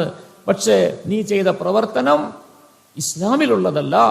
നീ ഇസ്ലാമിൽ വരുന്നതിന് മുമ്പ് ഏതു മാർഗത്തിൽ ജീവിച്ചിരുന്നോ ആ ജാഹിലിയ്യത്തിന്റെ, ആ വിവരക്കേടിന്റെ, അവിശ്വാസത്തിന്റെ ഗുണമാണ് നീ കാണിച്ചത്. അതുകൊണ്ട് സൂക്ഷിക്കണം, നിന്റെ ഈമാനിന് തകരാറ് വന്നു പോകാൻ സാധ്യതയുണ്ട്. നബി സല്ലല്ലാഹു അലൈഹി വസല്ലമ തങ്ങൾ അബൂദറുൽ ഗിഫാരിയെ ഉപദേശിക്കുന്നു, ഇന്നക മ്രുഉൻ ഫീക ജാഹിലിയ്യ. ഇതാണ് ഖുർആൻ പഠിപ്പിക്കുന്നത്. തന്റെ ഭൃത്യനോട് എങ്ങനെ പെരുമാറണം. ഭൃത്യനാണ്, തിരിച്ചൊന്നും ചെയ്യാൻ സാധിക്കുകയില്ല എന്നതിന്റെ പേരിൽ അവനെ ചീത്ത വിളിക്കാമോ? പാടില്ല. ചീത്ത വിളിച്ചാൽ നീ മുസ്ലിമാണെന്ന് പറയുന്നു, പക്ഷെ നിന്റെ ഗുണം ഇസ്ലാമിൻ്റെതല്ല, ഇസ്ലാമിന് ചേർന്നതല്ല. നിങ്ങൾ ഒന്ന് പരിശോധിക്കണം നമ്മളുടെയൊക്കെ അവസ്ഥ എന്താണെന്ന്. അബൂ മസ്ഊദുൽ ബദരി റളിയല്ലാഹു അൻഹു ബദറിൽ പങ്കെടുത്ത സഹാബിയാണ്. ബദരീങ്ങൾ എന്ന് പറഞ്ഞാൽ എത്ര മഹത്വമുള്ളവരാ. ബദരീങ്ങൾ എന്ന് പറഞ്ഞാൽ സല്ലല്ലാഹു അലൈഹി വസല്ലമ തങ്ങൾ പറഞ്ഞു, ബദരീങ്ങളുടെ നേരെ നോക്കിയിട്ട് അല്ലാഹു സുബ്ഹാനഹു വ തആല അവർക്ക് സന്തോഷ വാർത്തയായിട്ട് അവരോട് പറഞ്ഞു, നിങ്ങൾ എന്ത് ചെയ്താലും ഞാൻ അതിനെ പരിഗണിക്കുകയില്ല. ഇഫ്അലു മാ ശിഅ്തും ഫഇന്നി ഖദ് ഗഫർതു ലക്കും. നിങ്ങളുടെ ജീവിതത്തിൽ വന്നുപോയ മുഴുവൻ തെറ്റുകളും ഞാൻ നിങ്ങൾക്ക് പുറത്തു വന്നിരിക്കുന്നു, ഇനി വരുന്നതും പുറത്തു. അല്ലാഹു സുബ്ഹാനഹു വ തആല പറഞ്ഞു. അത്ര വലിയ മഹത്വമുള്ളവരാണ് ബദരീങ്ങൾ. ബദരീങ്ങളെ കുറിച്ച് പറഞ്ഞാൽ ആ പറയുന്ന സ്ഥലത്ത് അള്ളാഹുവിന്റെ അനുഗ്രഹങ്ങൾക്ക് വിധേയമാകും, കാരണമാകും. നഫഹാതു റബ്ബിൽ അർശി ഹഖ്ഖൻ തക്സുറു ഫീ മജ്ലിസിൻ അസ്മാഉ ബദ്രിൻ തുൽക്കറു.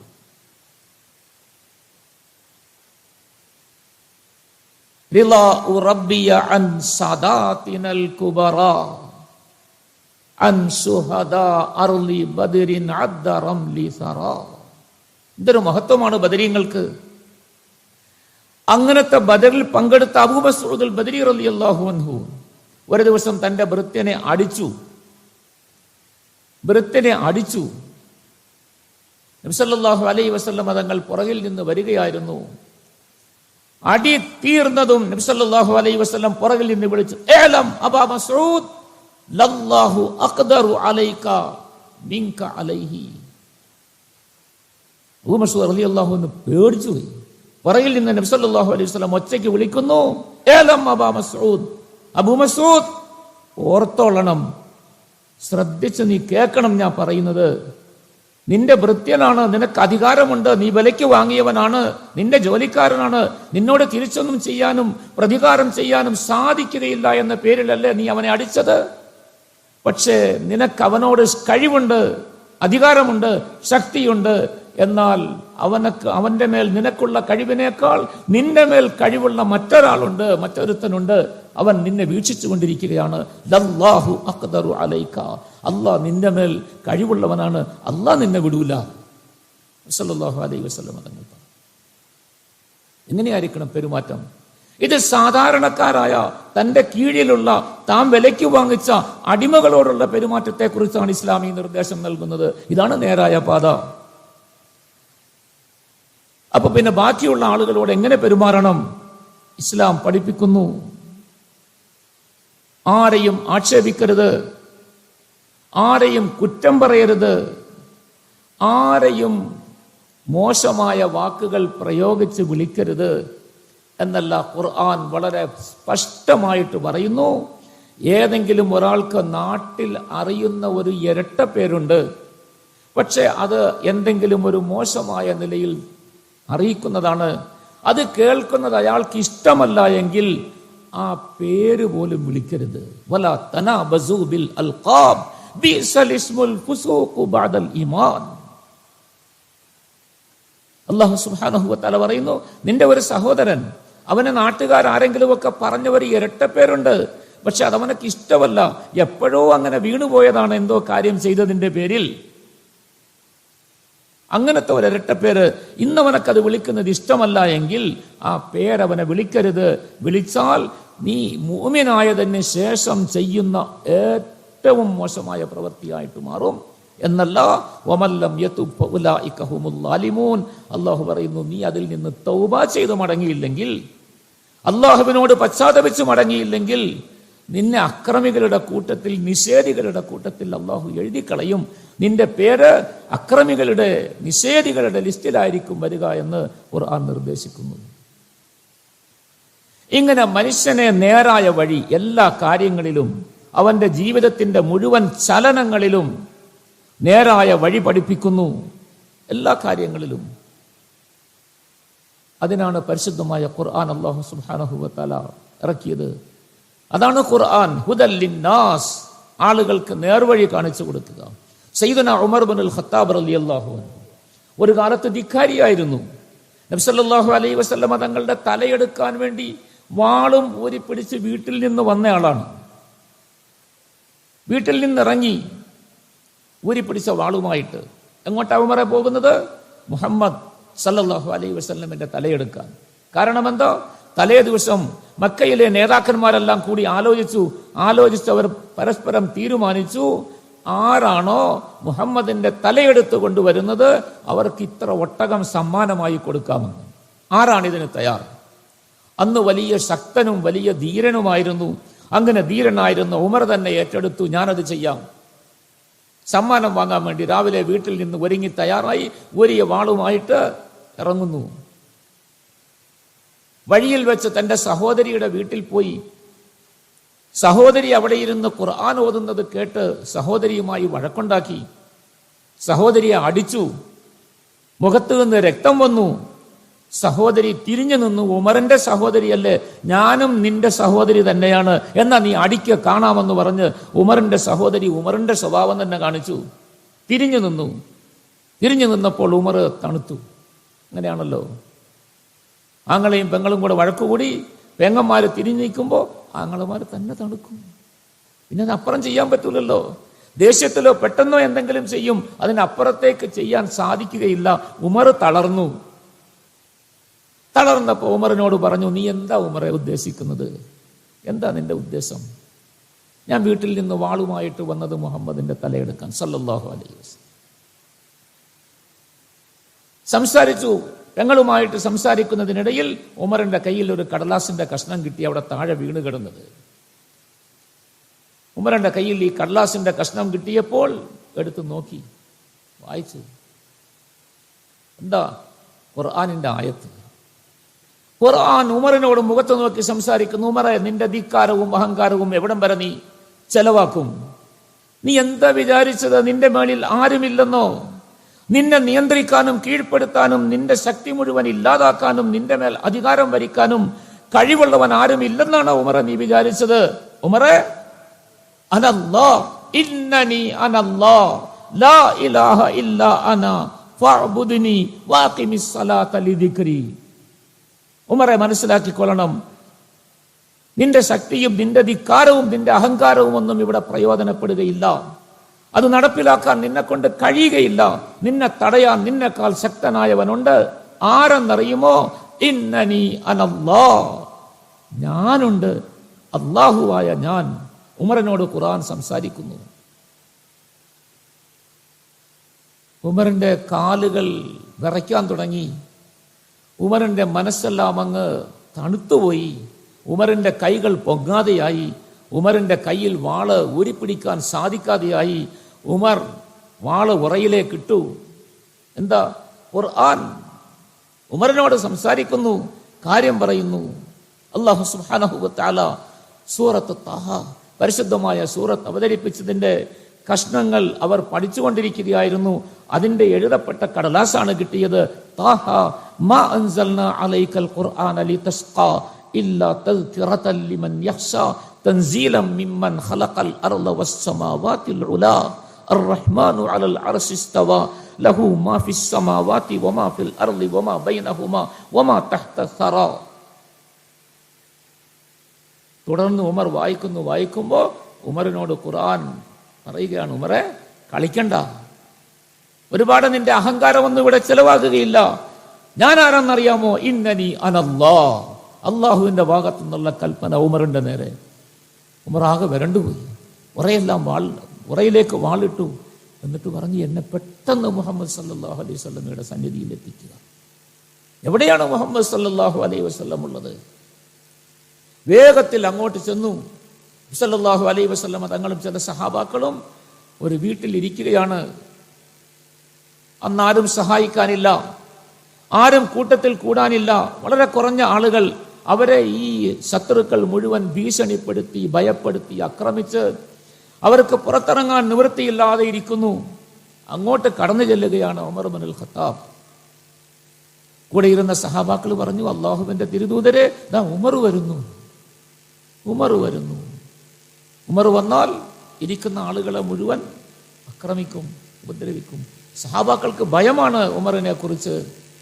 ദാ ഉമർ വരുന്നു തങ്ങളെ. സല്ലല്ലാഹു അലൈഹി വസല്ലം തങ്ങൾ പറഞ്ഞു, വിട്ടേക്ക്, വന്നോട്ടെ, ഉമറല്ലേ, വരട്ടെ, ഇങ്ങോട്ട് കടത്തി വിട്ടേക്കാം.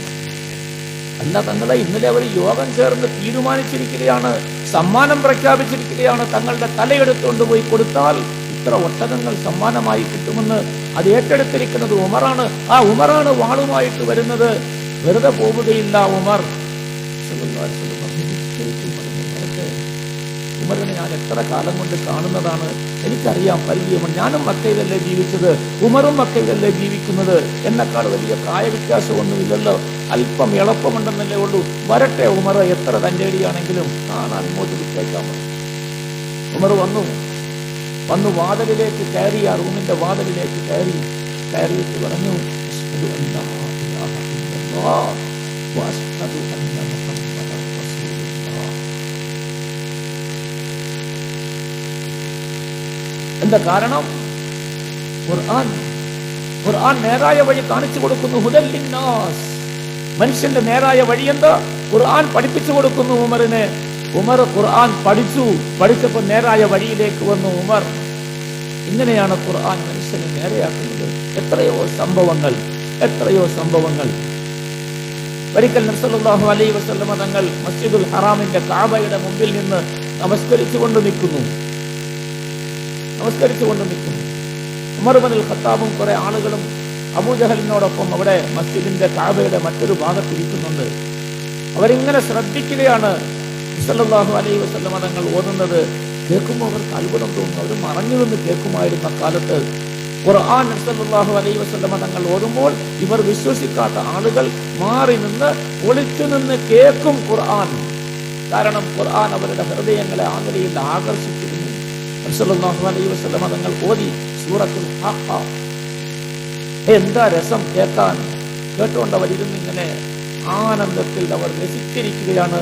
അൽ ഹാഖതു മൽ ഹാഖ വമാ അദ്റാക മൽ ഹാഖ കദ്ദബത് സമൂദ് വആദും ബിൽ ഖാരിഅ ഫഅമ്മാ സമൂദ് ഫഉഹ്ലികൂ ബിത്താഗിയ വഅമ്മാ ആദും ഫഉഹ്ലികൂ ബിരീഹിൻ സർസരിൻ ആതിയ സഖറഹാ അലൈഹിം സബ്അ ലയാലിൻ വസമാനിയത അയ്യാമിൻ ഹുസൂമാ وترى القوم فيها سرعى كأنهم أعجاز نخل خاوية فهل ترى لهم من باقية وجاء فرعون ومن قبله والمؤتفكات بالخاطئة وعصوا رسول ربهم فأخذهم أخذة رابية إن لما طغى الماء حملناكم في الجارية لنجعلها لكم تذكرة وتعيها أذن واعية فإذا نفخ في الصور نفخة واحدة وحملت الأرض والجبال فدكتا دكة واحدة فيومئذ وقعت الواقعة وانشقت السماء فهي يومئذ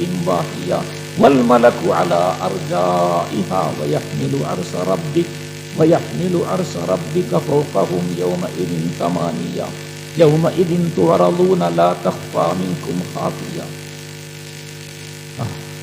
فأما من أوتي كتابه بيمينه فيقول هاؤم اقرءوا كتابيه إني ظننت أني ملاق حسابيه فهو في عيشة راضية في جنة عالية قطوفها دانية كلوا واشربوا هنيئا بما أسلفتم في الأيام الخالية وأما من أوتي كتابه بشماله فيقول يا ليتني لم أوت كتابيه ولم أدر ما حسابية يا ليتها كانت القاضية ما أغنى عني مالية هلك عني سلطانية خذوه فغلوه ثم الجحيم صلوه ثم في سلسلة ذرعها 70 ذراعا فاسلكوه إنه كان لا يؤمن بالله العظيم ولا يحض على طعام المسكين فليس له اليوم هاهنا حميم ولا طعام إلا من غسلين لا يأكله إلا الخاطئون. ആസ്വദിക്കുകയാണെന്ന് പരിശുദ്ധമായ ഖുർആൻ ശരീഫ് ഓതുമ്പോൾ ഇങ്ങനെ ആസ്വാദനം. അതല്ലേ ഖുർആനിന്റെ വിരുന്ന്. എല്ലാവരും വലിയ ഖിറാഅത്തൊക്കെ നടത്തി എല്ലാവരെയും ആസ്വദിപ്പിക്കുന്നത്. ഖുർആൻ ഇങ്ങനെ കേട്ടാൽ രസിച്ചു പോകും, ആസ്വദിച്ചു പോകും, ആസ്വദിച്ചതിൽ ലയിച്ചു മയങ്ങിപ്പോകും. പിന്നെ അത് വെറുതെ ഓതുന്നത് കേട്ടാൽ തന്നെ ഇത്ര ആസ്വാദനമാണെങ്കിൽ അതിൽ പറയുന്ന കാര്യങ്ങൾ കൂടി മനസ്സിലാക്കിയാൽ എന്തൊരാസ്വാദനമായിരിക്കും. സയ്യിദുനാ മുഹമ്മദ് റസൂലുള്ളാഹി സ്വല്ലല്ലാഹു അലൈഹി വസല്ലമ തങ്ങൾ സഹാബാക്കളിൽ പലരെയും വിളിച്ച് അടുത്തിരുത്തിയിട്ട് പറയും, ഈ ഖുർആൻ ഓത് ഞാനൊന്ന് കേൾക്കട്ടെ. ആർക്ക്?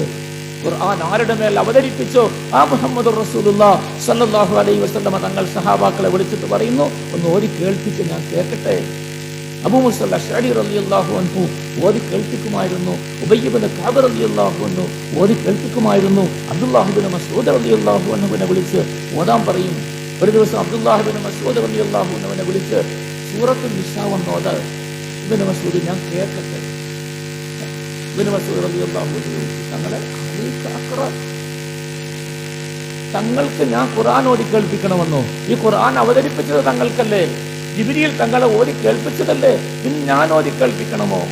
സല്ലല്ലാഹു അലൈഹി വസല്ലം പറഞ്ഞു, മറ്റൊരാളിൽ നിന്ന് ഓതി കേൾക്കാൻ എനിക്ക് ആഗ്രഹം തോന്നുന്നു.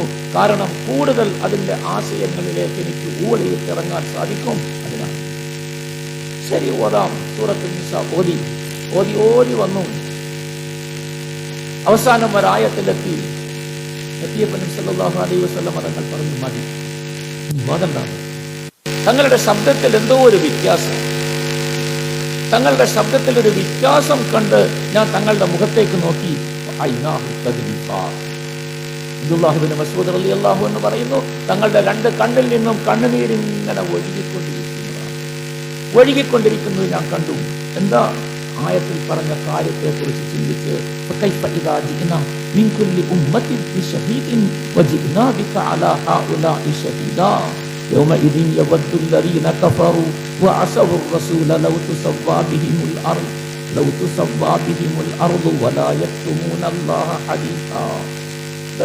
അറിഞ്ഞുകൊണ്ട് കേട്ടാൽ, ഇവരിങ്ങനെ അറിഞ്ഞുകൊണ്ട് കേട്ട് രസിച്ചിരിക്കുകയാണ്.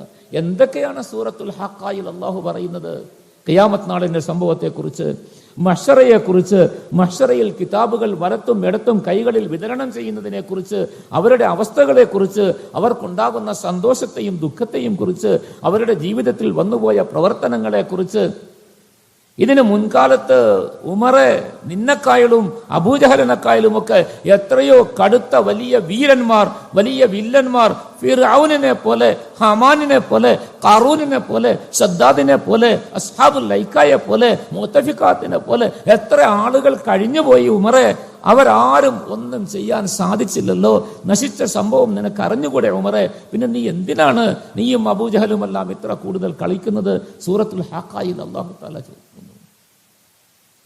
അതെല്ലാം വളരെ രസകരമായിട്ട് ആ ആയത്ത് ഓതാൻ, ഞാൻ ഓതിയാ കേട്ടക്കാൻ കൊള്ളൂല, രസമില്ല. ഓതാൻ അറിയുന്നവർ ഓതണം, അപ്പോഴും ആസ്വദിക്കുക. ഇതിങ്ങനെ ഉമർ ഇബ്നുൽ ഖത്താബ് ആസ്വദിച്ച് കേട്ടോണ്ടിരിക്കുകയാണ്. എന്നിട്ട് ഉമറിന്റെ മനസ്സിൽ തോന്നി, കേൾക്കുമ്പോ, ഓഹ് എന്തൊരു രസമാ, പാട്ട് കേട്ടാലും ഇത്ര രസം വരികയില്ലല്ലോ. ഇത് വലിയ സംഗീതത്തോടുകൂടി വലിയ കവികൾ പാടുന്ന വലിയ എന്തോ രസമുള്ള കാവ്യം പോലെ ഇരിക്കുന്നല്ലോ. ഉമറിന്റെ മനസ്സിൽ തോന്നി. ഫലാ ഉഖ്സിമു ബിമാ തുബ്സിറൂന വമാ ലാ തുബ്സിറൂൻ ഇന്നഹു ലഖൗലു റസൂലിൻ കരീം. ഉമറിന്റെ മനസ്സിൽ വരുന്നു, നല്ല കേൾക്കാൻ ഇമ്പമുള്ള കവിതയാണല്ലോ, പാട്ടാണല്ലോ. അടുത്ത ആയത്ത് നബി സല്ലല്ലാഹു അലൈഹി വസല്ലം തങ്ങൾ ഓതുന്നു, വമാ ഹുവ ബിഖൗലി ശാഇർ ഖലീലം മാ തുഅ്മിനൂൻ. ഉമറെ, പാട്ട് കേട്ട കവിതകൾ, കവിമാര് പറയുന്നത് കേട്ടാൽ അവർ ഭാവനാവിലാസമാണ് കവിതയിൽ. അവരിങ്ങനെ പലതും ഭാവിച്ചു പറയുന്നതാണ്, യാഥാർത്ഥ്യമല്ല. നിങ്ങൾ വിശ്വസിക്കുകയില്ലല്ലോ കവിതകളെ, പിന്നെ എന്തിനാണ് ഇത് കവിതയാണ് ഖുർആൻ എന്ന് നിങ്ങൾ പറയുന്നത്? ഇത് കാവ്യമല്ല. ചോദിച്ചും പറഞ്ഞൊന്നുമില്ല. ഉമറും കൂട്ടരും കേട്ടോണ്ടിരിക്കുന്നു, ആസ്വദിച്ചുകൊണ്ടിരിക്കുന്നു. അവരുടെ മനസ്സിൽ തോന്നുന്നു ഇത് നല്ല കാവ്യമാണല്ലോ എന്ന്. അടുത്ത ആയത്ത് നബി സല്ലല്ലാഹു അലൈഹി വസല്ലം തങ്ങൾ ഓതുന്നു, വമാ ഹുവ ബിഖൗലി ശാഇർ ഖലീലം മാ തുഅ്മിനൂൻ. അല്ലാഹു അക്ബർ. ഉമർ ഇബ്നുൽ ഖത്താബിനും കൂട്ടർക്ക് തോന്നി, ഇത് നമ്മൾ പണ്ട് പറഞ്ഞതുപോലെ ഇയാൾ ഭയങ്കര ജ്യോത്സ്യനാണല്ലോ, നമ്മുടെ മനസ്സിൽ വന്ന കാര്യം തന്നെ ഇയാൾ അറിഞ്ഞിരിക്കുന്നു, നമ്മുടെ മനസ്സ് വായിക്കുകയാണല്ലോ ഇയാൾ നമസ്കാരത്തിൽ നിന്നുകൊണ്ട്. മുഹമ്മദ് സാധാരണക്കാരനല്ല, വലിയ ജ്യോത്സ്യനാണ്, ജ്യോത്സ്യം ശരിക്ക് പഠിച്ചിട്ടുണ്ട്, നമ്മൾ പറഞ്ഞത് വെറുതെ അല്ല. സല്ലല്ലാഹു അലൈഹി വസല്ലം തങ്ങൾ പറയുന്നു അടുത്ത ആയത്ത്, വലാ ബിഖൗലി കാഹിൻ ഖലീലം മാ തദക്കറൂൻ. ജ്യോത്സ്യമൊന്നുമല്ല ഉമറേ, ഇത് ജ്യോത്സ്യമൊന്നുമല്ല, ഞാൻ ജ്യോത്സ്യനുമല്ല. വമാ ഹുവ ബിഖൗലി കാഹിൻ ഖലീലം മാ തദക്കറൂൻ. നിങ്ങൾ അതിനെക്കുറിച്ച് ചിന്തിക്കാറില്ല എന്ന് നിങ്ങൾക്ക് ചിന്തിച്ച് മനസ്സിലാക്കാൻ പാടില്ല ഇത് ജ്യോത്സ്യമല്ല എന്ന്. സല്ലല്ലാഹു അലൈഹി വസല്ലം തങ്ങൾ ഓതിക്കൊണ്ടേ പോവുകയാണ്. ഇവിടെ ഉമറും കൂട്ടരും ഇങ്ങനെ വരയ്ക്കുക. സല്ലല്ലാഹു അലൈഹി വസല്ലം തങ്ങൾ പറഞ്ഞു, വമാ ഹുവ ബിഖൗലി കാഹിൻ ഖലീലം മാ തദക്കർ. ഖുർആനിന്റെ ആയത്താണ്. എന്നിട്ട് പറഞ്ഞു, തൻസീലും മിർ റബ്ബിൽ ആലമീൻ, തൻസീലും മിർ റബ്ബിൽ ആലമീൻ. ഈ ഖുർആൻ ലോക രക്ഷിതാവിന്റെ സമക്ഷത്തിൽ നിന്നും അവതരിപ്പിക്കപ്പെട്ട മുഖറബായ മലക്ക് ജിബ്രീൽ വഴിയായി എൻ്റെ ഹൃദയത്തിലേക്ക് അല്ലാഹു തആല അവതരിപ്പിച്ചു തന്ന പരിശുദ്ധമായ കലാമിന്റെ ഖുർആനിന്റെ വരികളാണ് ഞാൻ പാരായണം ചെയ്യുന്നത്. നീ വിചാരിക്കുന്നത് പോലെ ഞാൻ എവിടെയെങ്കിലും പോയി പഠിച്ചു വന്ന കാവ്യം പാട്ടല്ല, ഇത് സംഗീതമല്ല. നീ വിചാരിക്കുന്നത് പോലെ ഞാൻ ജ്യോത്സ്യനല്ല. നിന്റെ ഉള്ളിലെ കാര്യം മനസ്സിലാക്കാൻ ഞാൻ ജ്യോത്സ്യം പഠിച്ചിട്ടില്ല. ജ്യോത്സ്യന്റെ വചനമല്ല ഇത്. നിനക്കങ്ങനെ തോന്നുകയാണ്. തൻസീലും മിർ റബ്ബിൽ ആലമീൻ. പിന്നെ നീയൊക്കെ വിചാരിക്കും എനിക്കിതിനകത്ത് കൈകടത്തലുണ്ടെന്ന്. ഈ പരിശുദ്ധമായ വചനങ്ങളിൽ ഞാനും കൂട്ടിച്ചേർത്ത് എന്തെങ്കിലുമൊക്കെ പറയുകയാണെന്ന് നിനക്കൊക്കെ തോന്നിയേക്കാം ഉമറേ. ഇല്ല, നടക്കുകയില്ല. അങ്ങനെ ഞാനെങ്ങാനും ഇതിൽ എന്തെങ്കിലും ഒരു ചെറിയ അക്ഷരം പോട്ടെ, ഇതിൻ്റെ അതിൻ്റെ ഏതെങ്കിലും ഒരു ഭാഗത്ത് ചെറിയ തരത്തിലുള്ള ഒരു വ്യത്യാസം വരുത്തിയാൽ എന്നെയും ഉടമസ്ഥൻ വിടുകയില്ല, എന്നെ പിടിക്കും. അള്ളാഹുവിന്റെ ഭാഗത്ത് നിന്ന് എന്നെ അറിയിച്ചിരിക്കുന്ന താക്കീതാണ്. വലൗ തഖവ്വല അലൈനാ ബഅദൽ അഖാബീൽ ലഅഖദ്നാ മിൻഹു ബിൽ യമീൻ സുമ്മ ലഖതഅനാ മിൻഹുൽ വതീൻ ഫമാ മിൻകും മിൻ അഹദിൻ അൻഹു ഹാജിസീൻ വഇന്നഹു ലതദ്കിറതുൽ ലിൽ മുത്തഖീൻ വഇന്നാ ലനഅലമു അന്ന മിൻകും മുകദ്ദിബീൻ വഇന്നഹു ലഹസ്റത്തുൻ അലൽ കാഫിരീൻ വഇന്നഹു ലഹഖുൽ യഖീൻ ഫസബ്ബിഹ് ബിസ്മി റബ്ബിക്കൽ അളീം. ഓതി അവസാനിപ്പിച്ചു. ഇവരെ ഈ നിലയിൽ കൈകാര്യം ചെയ്യുന്നു പരിശുദ്ധമായ ഖുർആൻ. വെറും നമസ്കാരം നോമ്പ് മാത്രമൊന്നുമല്ല ഖുർആനിൽ പഠിപ്പിക്കുന്നത്. ഇങ്ങനെ എന്തെല്ലാമാണ് ഖുർആനിൽ മനുഷ്യ ജീവിതത്തിന്റെ ബന്ധപ്പെട്ട മുഴുവൻ മേഖലകളെയും ഇങ്ങനെ ചൂഴ്ന്നിറങ്ങി എല്ലാം ഇങ്ങനെ പൊതിഞ്ഞ് എല്ലാത്തിനെയും ആവാഹിച്ചു നിൽക്കുകയാണ് പരിശുദ്ധമായ ഖുർആൻ. ഖുർആൻ ഒന്ന് ഓതി നോക്കണം, അപ്പോഴേ മനസ്സിലാവുകയുള്ളൂ. അങ്ങനെ മനുഷ്യ ജീവിതത്തെ മുഴുവനും ചിട്ടപ്പെടുത്താൻ അല്ലാഹു സുബ്ഹാനഹു വ തആല അവതരിപ്പിച്ച പരിശുദ്ധമായ ഖുർആൻ ഹുദൽ ലിന്നാസ്. സംസാരിക്കണം. എന്ത് സംസാരിക്കണം? നാവിൽ നിന്ന് എന്താണ് പുറത്തേക്ക് വരേണ്ടത്? കണ്ണുകൊണ്ട് എന്താണ് കാണേണ്ടത്? ചെവി കൊണ്ട് എന്താണ് കേൾക്കേണ്ടത്? എന്താണ് മൂക്കുകൊണ്ട് മണക്കേണ്ടത്? കൈകൊണ്ട് എന്താണ് പിടിക്കേണ്ടത്, എടുക്കേണ്ടത്, ചെയ്യേണ്ടത്? കാലുകൊണ്ട് എങ്ങോട്ടാണ് നടക്കേണ്ടത്? എവിടെയാണ് എത്തേണ്ടത്? ഹൃദയത്തിൽ എന്തൊക്കെയാണ് ചിന്തിക്കേണ്ടത്? മുഴുവനും അല്ലാഹു തആല പരിശുദ്ധമായ ഖുർആനിൽ നിയമം വെച്ചിരിക്കുന്നു, അത് പഠിപ്പിക്കുന്നു. ഇതാണ് ഖുർആൻ. അല്ലാതെ ആരെങ്കിലും മരിക്കുമ്പോൾ കത്തവതാൻ വേണ്ടി മാത്രമുള്ളതല്ല ഖുർആൻ. നമ്മുടെയൊക്കെ സ്വഭാവം അതാ. ആരെങ്കിലും വീട്ടിൽ മരിച്ചാൽ തപ്പി നോക്കും, എവിടെയാ അലമാരിയുടെ മുകളിലോ എവിടെയെങ്കിലും പഴയ ഖുർആൻ പൊതിഞ്ഞു വെച്ചിട്ടുണ്ടോ എന്ന്. ഇപ്പൊ ആരുടെയും വീട്ടിൽ കാണൂല, കാരണം ഇതൊരു വലിയ ശല്യമാണ് ഖുർആൻ. അസ്തഗ്ഫിറുല്ലാഹൽ അദീം. വീട്ടിൽ ഖുർആൻ വെച്ചാൽ സൂക്ഷിക്കാൻ പറ്റൂല, അതുകൊണ്ട് ആരും വീട്ടിൽ ഖുർആൻ വെക്കൂല. ഇപ്പൊ എല്ലാവരും ഇനി ആരെങ്കിലും ഖുർആൻ ഓതണമെന്ന് ആർക്കെങ്കിലും തോന്നിയാൽ മസ്ജിദിലൊക്കെ കാണാൻ പാടില്ലേ, റമദാനിലോ മറ്റ് വെള്ളിയാഴ്ച രാവുകളിലോ ഒക്കെ എന്തെങ്കിലും ആവശ്യത്തിന് വേണ്ടി ഒന്ന് സൂറത്ത് യാസീൻ ഓതാൻ പറഞ്ഞ് ഉസ്താദും എല്ലാവരും കൂടെ ഇരുന്ന് ഓതി ദുആ ചെയ്യാമെന്ന് പറഞ്ഞ് റമദാനിലോ മറ്റേ യാസീൻ ഓതിയോ? മുമ്പൊക്കെ ആണെങ്കിൽ യാസീൻ ഒരുപാട് പുസ്തകങ്ങൾ ഇങ്ങനെ പള്ളിയിൽ കാണും, എല്ലാവർക്കും കൊടുക്ക് വിതരണം ചെയ്യും, നോക്കി ഓതും. ഇപ്പം ആരും തൊടൂല. എല്ലാവരും ഉടനെ പോക്കറ്റിൽ നിന്ന് മൊബൈൽ എടുക്കും, ഓൺ ചെയ്യും, എല്ലാവർക്കും ഓതാം. അതുകൊണ്ട് ഇന്ന് ഖുർആൻ ആർക്കും ആവശ്യമില്ല. ഖുർആൻ ആരുടെയും വീടുകളിലില്ല. ആരെങ്കിലും മരണപ്പെട്ട ഖുർആൻ ഓതണമെങ്കിൽ അടുത്ത വീട്ടിൽ പോയി അന്വേഷിക്കും, ഇല്ലെങ്കിൽ പള്ളിയിൽ പോയി രണ്ടെണ്ണം എടുത്തുകൊണ്ട് വരും. കമ്മിറ്റിക്കാരെ കണ്ട് അനുവാദം വാങ്ങി എടുത്തുകൊണ്ട് വരും, തിരിച്ചു കൊണ്ടേ കൊടുക്കും. പള്ളിയിൽ കൊണ്ടുപോയി വീട്ടിൽ ഖുർആനുണ്ടോ അതിനെടുത്ത് പള്ളിയിൽ കൊണ്ടുവയ്ക്കും. കാരണം ഇത് വീട്ടിൽ ഇരുന്ന് നമുക്ക് സൂക്ഷിക്കാൻ പറ്റൂല. ഖുർആൻ നമ്മളുടെ വീടുകളിൽ വെക്കരുത്, ഖുർആൻ നമ്മളുടെ ഹൃദയത്തിൽ വെക്കരുത്. ആരുടെയെങ്കിലും മനസ്സിൽ ഖുർആനുണ്ടോ ഓതാൻ? നമസ്കാരത്തിൽ ഓതാനുള്ള സൂറത്തുകൾ പോലും ഇന്ന് നമുക്ക് മനഃപ്പാടമില്ല. അതുപോലും പഠിക്കാൻ നമ്മൾ തയ്യാറില്ല. സൂറത്തുൽ ഫാത്തിഹ പോലും നേരെ ചൊവ്വെ ഓതാൻ പഠിക്കാൻ നമുക്ക് കഴിയുന്നില്ല. അള്ളാഹുവിൻ്റെ വലിയ അനുഗ്രഹം, അൽഹംദുലില്ലാ. മുസമ്മിൽ ഉസ്താദ് വന്ന കാലം മുതൽ ഇവിടെ നിങ്ങളുടെ മസ്ജിദിൽ ഖുർആനിൻ്റെ ക്ലാസ് നടക്കുന്നുണ്ട്. ഖുർആൻ ഓതാനും പഠിപ്പിക്കുന്നുണ്ട്, ഖുർആനിൻ്റെ ആശയങ്ങളും ചുരുങ്ങിയ നിലയിൽ പഠിപ്പിക്കുന്നുണ്ട്. പല പ്രാവശ്യം ആവർത്തിച്ചിങ്ങനെ പഠിപ്പിക്കുകയാണ്. വർഷങ്ങളെടുത്ത് മാസങ്ങളെടുത്ത് ഇങ്ങനെ പഠിപ്പിക്കുന്നു. വലിയ അനുഗ്രഹമാണ്. അല്ലാഹു തആല നിലനിർത്തി തരട്ടെ. അതിൻ്റെ പിന്നിൽ പങ്കെടുക്കുന്ന എല്ലാവർക്കും അല്ലാഹു നല്ല പ്രതിഫലം കൊടുക്കട്ടെ. അതിനുവേണ്ടി കഷ്ടപ്പെടുന്ന ഉസ്താദിനെയും അല്ലാഹു സുബ്ഹാനഹു വ തആല ഖബൂലാക്കട്ടെ. പരിശുദ്ധമായ ഖുർആൻ, ഇതാണ് ഖുർആൻ എന്ന് പറയുന്നത്. ഈ ഖുർആൻ അല്ലാഹു സുബ്ഹാനഹു വ തആല ജനങ്ങൾക്ക് നേർവഴി. ഇനി നേർവഴി പ്രാപിക്കാൻ ആരെങ്കിലും തയ്യാറാകുന്നില്ലെങ്കിൽ അവർക്ക് എന്താണ് സംഭവിച്ചത്? ആരെങ്കിലും തയ്യാറായാൽ അവർക്ക് എന്താണ് നേട്ടമുണ്ടായത്, ഖുർആൻ അതും പഠിപ്പിക്കുന്നു.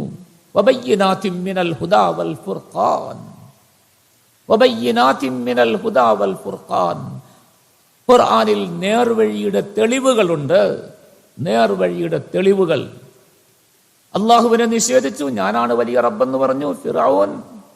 അള്ളാഹു ഖുർആനിൽ പറയുന്നുണ്ട് അവന്റെ അന്ത്യം എന്തായെന്ന്. എന്തായി എല്ലാവർക്കും അറിയാം. നൈൽ നദിയിൽ മുക്കി കൊന്നു, രക്ഷയില്ലാതെയായി. അവസാനം നൈൽ നദിയിൽ മുങ്ങി പൊങ്ങിക്കൊണ്ടിരിക്കുമ്പോൾ ഫിറഔൻ വിളിക്കുന്നു ആമന്നാ ബിറബ്ബി മൂസ വഹാറൂൻ. രക്ഷയില്ല, ജീവൻ പോകും, വെള്ളത്തിൽ മുങ്ങുന്നു. എന്നാ വിശ്വസിച്ചേക്കാം. മൂസ ഹാറൂൻ അലൈഹിമസ്സലാം, നിങ്ങൾ പറഞ്ഞ റബ്ബിനെ ഞങ്ങൾ വിശ്വസിക്കാൻ കേട്ടോ, ഒന്ന് റബ്ബിനോട് പറ ഞങ്ങളുടെ കാര്യം രക്ഷപ്പെടുത്താൻ. അങ്ങനെയാണല്ലോ, അപകടത്തിൽ പോയി അബദ്ധത്തിൽ പെട്ട് കഴിയുമ്പോൾ വലിയ ധിക്കാരികളും അല്ലാഹ് അത്രയും കാലവും നിഷേധിച്ച് നടന്നവനാണ്, നിരീശ്വരവാദിയാണ്, നിർമ്മിതവാദിയാണ്, യുക്തിവാദിയാണ്, അള്ളാഹുവിനെ നിഷേധിച്ചവനാണ്, അള്ളാഹുവിനെ നിഷേധിക്കുന്നവർക്ക് കൂട്ടുകൂടിയവനാണ്, അവർക്ക് സൗകര്യം ചെയ്തു കൊടുത്തവനാണ്, അവരുടെ യോഗങ്ങളിൽ പങ്കെടുത്തവനാണ്, അവർക്ക് തെളിവ് കൊടുത്തവനാണ്, അള്ളാഹുവിനെ വിശ്വസിക്കുന്ന ആളുകളോട് വാദപ്രതിവാദത്തിന് തയ്യാറായവനാണ്. എല്ലാം ശരിയാ. പക്ഷെ അവസാനം അവൻ ഗതിയില്ലാതെ വരുമ്പോൾ, ഗതി മുട്ടുമ്പോൾ, ആശുപത്രി കിടക്കയിൽ ആരും സഹായിക്കാനില്ലാതെ, സ്വന്തം മലമൂത്രങ്ങൾ പോലും ശുദ്ധിയാക്കാൻ നിവൃത്തിയില്ലാതെ, ആരും പരിചരിക്കാനില്ലാതെ കിടപ്പിലാകുമ്പോൾ മുകളോട്ട് നോക്കും, മലർന്ന് കിടന്നിട്ട് വിളിക്കും അല്ലാ അല്ലാ. വേറെ എങ്ങോട്ടാ പോകുന്നത്? വേറെ എവിടെന്നാ വിളിക്കുന്നത്? ഫിറഔൻ വിളിച്ചു. വെള്ളത്തിൽ മുങ്ങി ചാകാൻ പോയപ്പോൾ ഫിറഔൻ വിളിച്ചു ആമന്നാ ബിറബ്ബി മൂസ വഹാറൂൻ. അല്ലാഹു സുബ്ഹാനഹു വ തആല ചോദിക്കുന്നു, ഇപ്പൊ വിളിക്കാറായി അല്ലേ? ഇത്രയും നാൾ എവിടെ പോയിരുന്നു? നേരത്തെ വിളിച്ചുകൂടായിരുന്നോ? മൂസ ഹാറൂൻ അലൈഹിസ്സലാം എത്ര പ്രാവശ്യം വന്നു പറഞ്ഞു, നിന്റെ മുമ്പിൽ എത്ര തെളിവുകൾ കാണിച്ചു തന്നു. നീ കൊണ്ടുവന്ന ജ്യോത്സ്യന്മാരുടെ മുഴുവൻ പാമ്പുകളെയും പിടിച്ച് വിഴുങ്ങിയില്ലേ മൂസ ഇട്ട വടി? അന്നെങ്കിലും നിനക്ക് സമ്മതിച്ചുകൂടെ അല്ലേ? നീ കൊണ്ടുവന്ന മുഴുവൻ ജ്യോത്സ്യന്മാരും, മുഴുവൻ മാരണക്കാരും, മുഴുവൻ സാഹചര്യങ്ങളും സുജൂദിൽ വീണ് മൂസ അലൈഹിസ്സലാമിനെ വിശ്വസിച്ചില്ലേ? ആമന്നാ ബിറബ്ബി മൂസ വഹാറൂൻ. നിനക്കതൊന്ന് പറഞ്ഞുകൂടായിരുന്നോ? നീ അവരെയെല്ലാം കൊല്ലാനല്ലേ നിന്നത്? അവരെയെല്ലാം കൈകാലുകൾ വെട്ടുകയല്ലേ ചെയ്തത്? അവരെയെല്ലാം നീ കഴുമരത്തിൽ തൂക്കുകയല്ലേ ചെയ്തത്? ലൗഖത്തിഅന്ന അർജുലക്കും വഅയ്ദിയക്കും മിൻ ഖിലാഫ് വലഉസല്ലിബന്നക്കും ഫീ ജുസൂഇൻ നഖൽ വലതഅലമുന്ന അയ്യുനാ അശദ്ദു അദാബൻ വഅബ്ഖാ. ഇതല്ലേ ഫിറഔനെ നീ പറഞ്ഞത്? ഇപ്പൊ വിളിക്കണം, ഇപ്പൊ നിന്റെ വിളി വേണ്ട. ആന വഖദ് അസൈത ഖബ്ലു വകുൻത മിനൽ മുഫ്സിദീൻ فَالْيَوْمَ نُنَجِّيكَ بِبَدَنِكَ لِتَكُونَ لِمَنْ خَلْفَكَ آيَةً وَإِنَّ كَثِيرًا مِنَ النَّاسِ عَنْ آيَاتِنَا لَغَافِلُونَ. വേണ്ട, ഇനി നിന്റെ വിളി കേൾക്കൂല, സമയം കഴിഞ്ഞുപോയി. ഇപ്പൊ വിളിച്ചിട്ട് കാര്യമില്ല, നേരത്തെ വിളിക്കണമായിരുന്നു. ഇപ്പോഴാണ് വിളിക്കാൻ തോന്നിയത്. ഒക്കെ അസൈത ഖബ്ലു, നേരത്തെ പറഞ്ഞപ്പോ നീ പറ്റൂല എന്നും പറഞ്ഞ് എതിർത്ത് നടന്നില്ലേ? വകുൻത മിനൽ മുഫ്സിദീൻ, നീ കുഴപ്പക്കാരായിട്ട് നാട്ടിൽ മുഴുവൻ കുഴപ്പമുണ്ടാക്കിയ ആളുകളെ മുഴുവൻ നശിപ്പിച്ചില്ലേ? അതുകൊണ്ട് നിന്നെ പോലത്തെ ഫിറഔനുകൾ ഇനിയും വരും, അവർക്കൊരു പാഠമായിരിക്കട്ടെ, നിന്നെ ഞാൻ അങ്ങനെ തന്നെ വെച്ചേക്കാം. മുസമ്മിൽ ഉസ്താദൊക്കെ പോയി കണ്ടിട്ട് വന്നതാണ്. ഖുർആൻ പറയുന്ന കാര്യം ഊഹമൊന്നുമല്ല, ആർക്കും അറിയാത്തതല്ല, വ്യക്തമാണ്. ഇന്നും ഈജിപ്തിൽ സൂക്ഷിക്കപ്പെട്ടിരിക്കുന്നു ഫിറഔനിന്റെ ജഡം. എത്ര കാലമായി? അല്ലാഹു സുബ്ഹാനഹു വ തആല പറഞ്ഞു, ഫൽയൗമ നുനജ്ജീക ബിബദനിക ലിതകൂന ലിമൻ ഖൽഫക ആയ. നിന്നെ പോലത്തെ ഒരുപാട് ധിക്കാരികൾ ഇനിയും വരും, നിഷേധികൾ വരും. അവരപ്പോ മനസ്സിലാക്കട്ടെ. ഇന്നത്തെ കാലത്ത് നിരീശ്വരവാദികൾ, നിർമ്മിതവാദികൾ, ഈ യുക്തിവാദികളെല്ലാം അള്ളാഹുവിനെ നിഷേധിക്കുന്നു. പക്ഷെ അവർ അബദ്ധത്തിൽ പെട്ടുപോകുമ്പോൾ, രക്ഷയില്ലാതെ വരുമ്പോൾ, ഗതിമുട്ടുമ്പോൾ ആരെ വിളിക്കും? അല്ലാഹ്. ഒന്ന് നേരത്തെ വിളിച്ചുകൂടെ? അല്ലാഹു സുബ്ഹാനഹു വ തആല അങ്ങനത്തെ ധാരാളം പേരുടെ സംഭവങ്ങൾ ഖുർആനിൽ പറഞ്ഞു തരുന്നു. വബയ്യിനാതിൻ മിനൽ ഹുദാ വൽ ഫുർഖാൻ.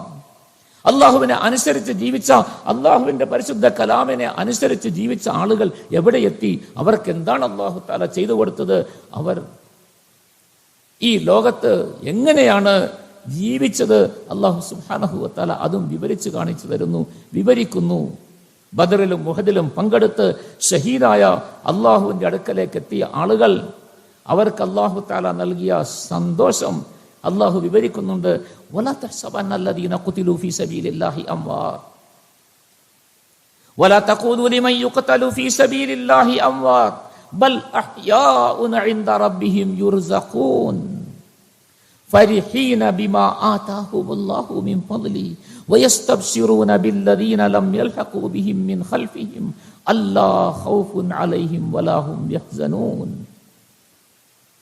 അല്ലാഹു സുബ്ഹാനഹു വ തആല വിവരിക്കുന്നു അവർക്ക് എന്താ കൊടുത്തത്.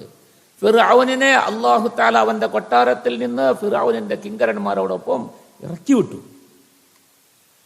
വിട്ടു. നൈൽ നദിയിൽ കൊണ്ടുപോയി മുക്കി കൊന്നു.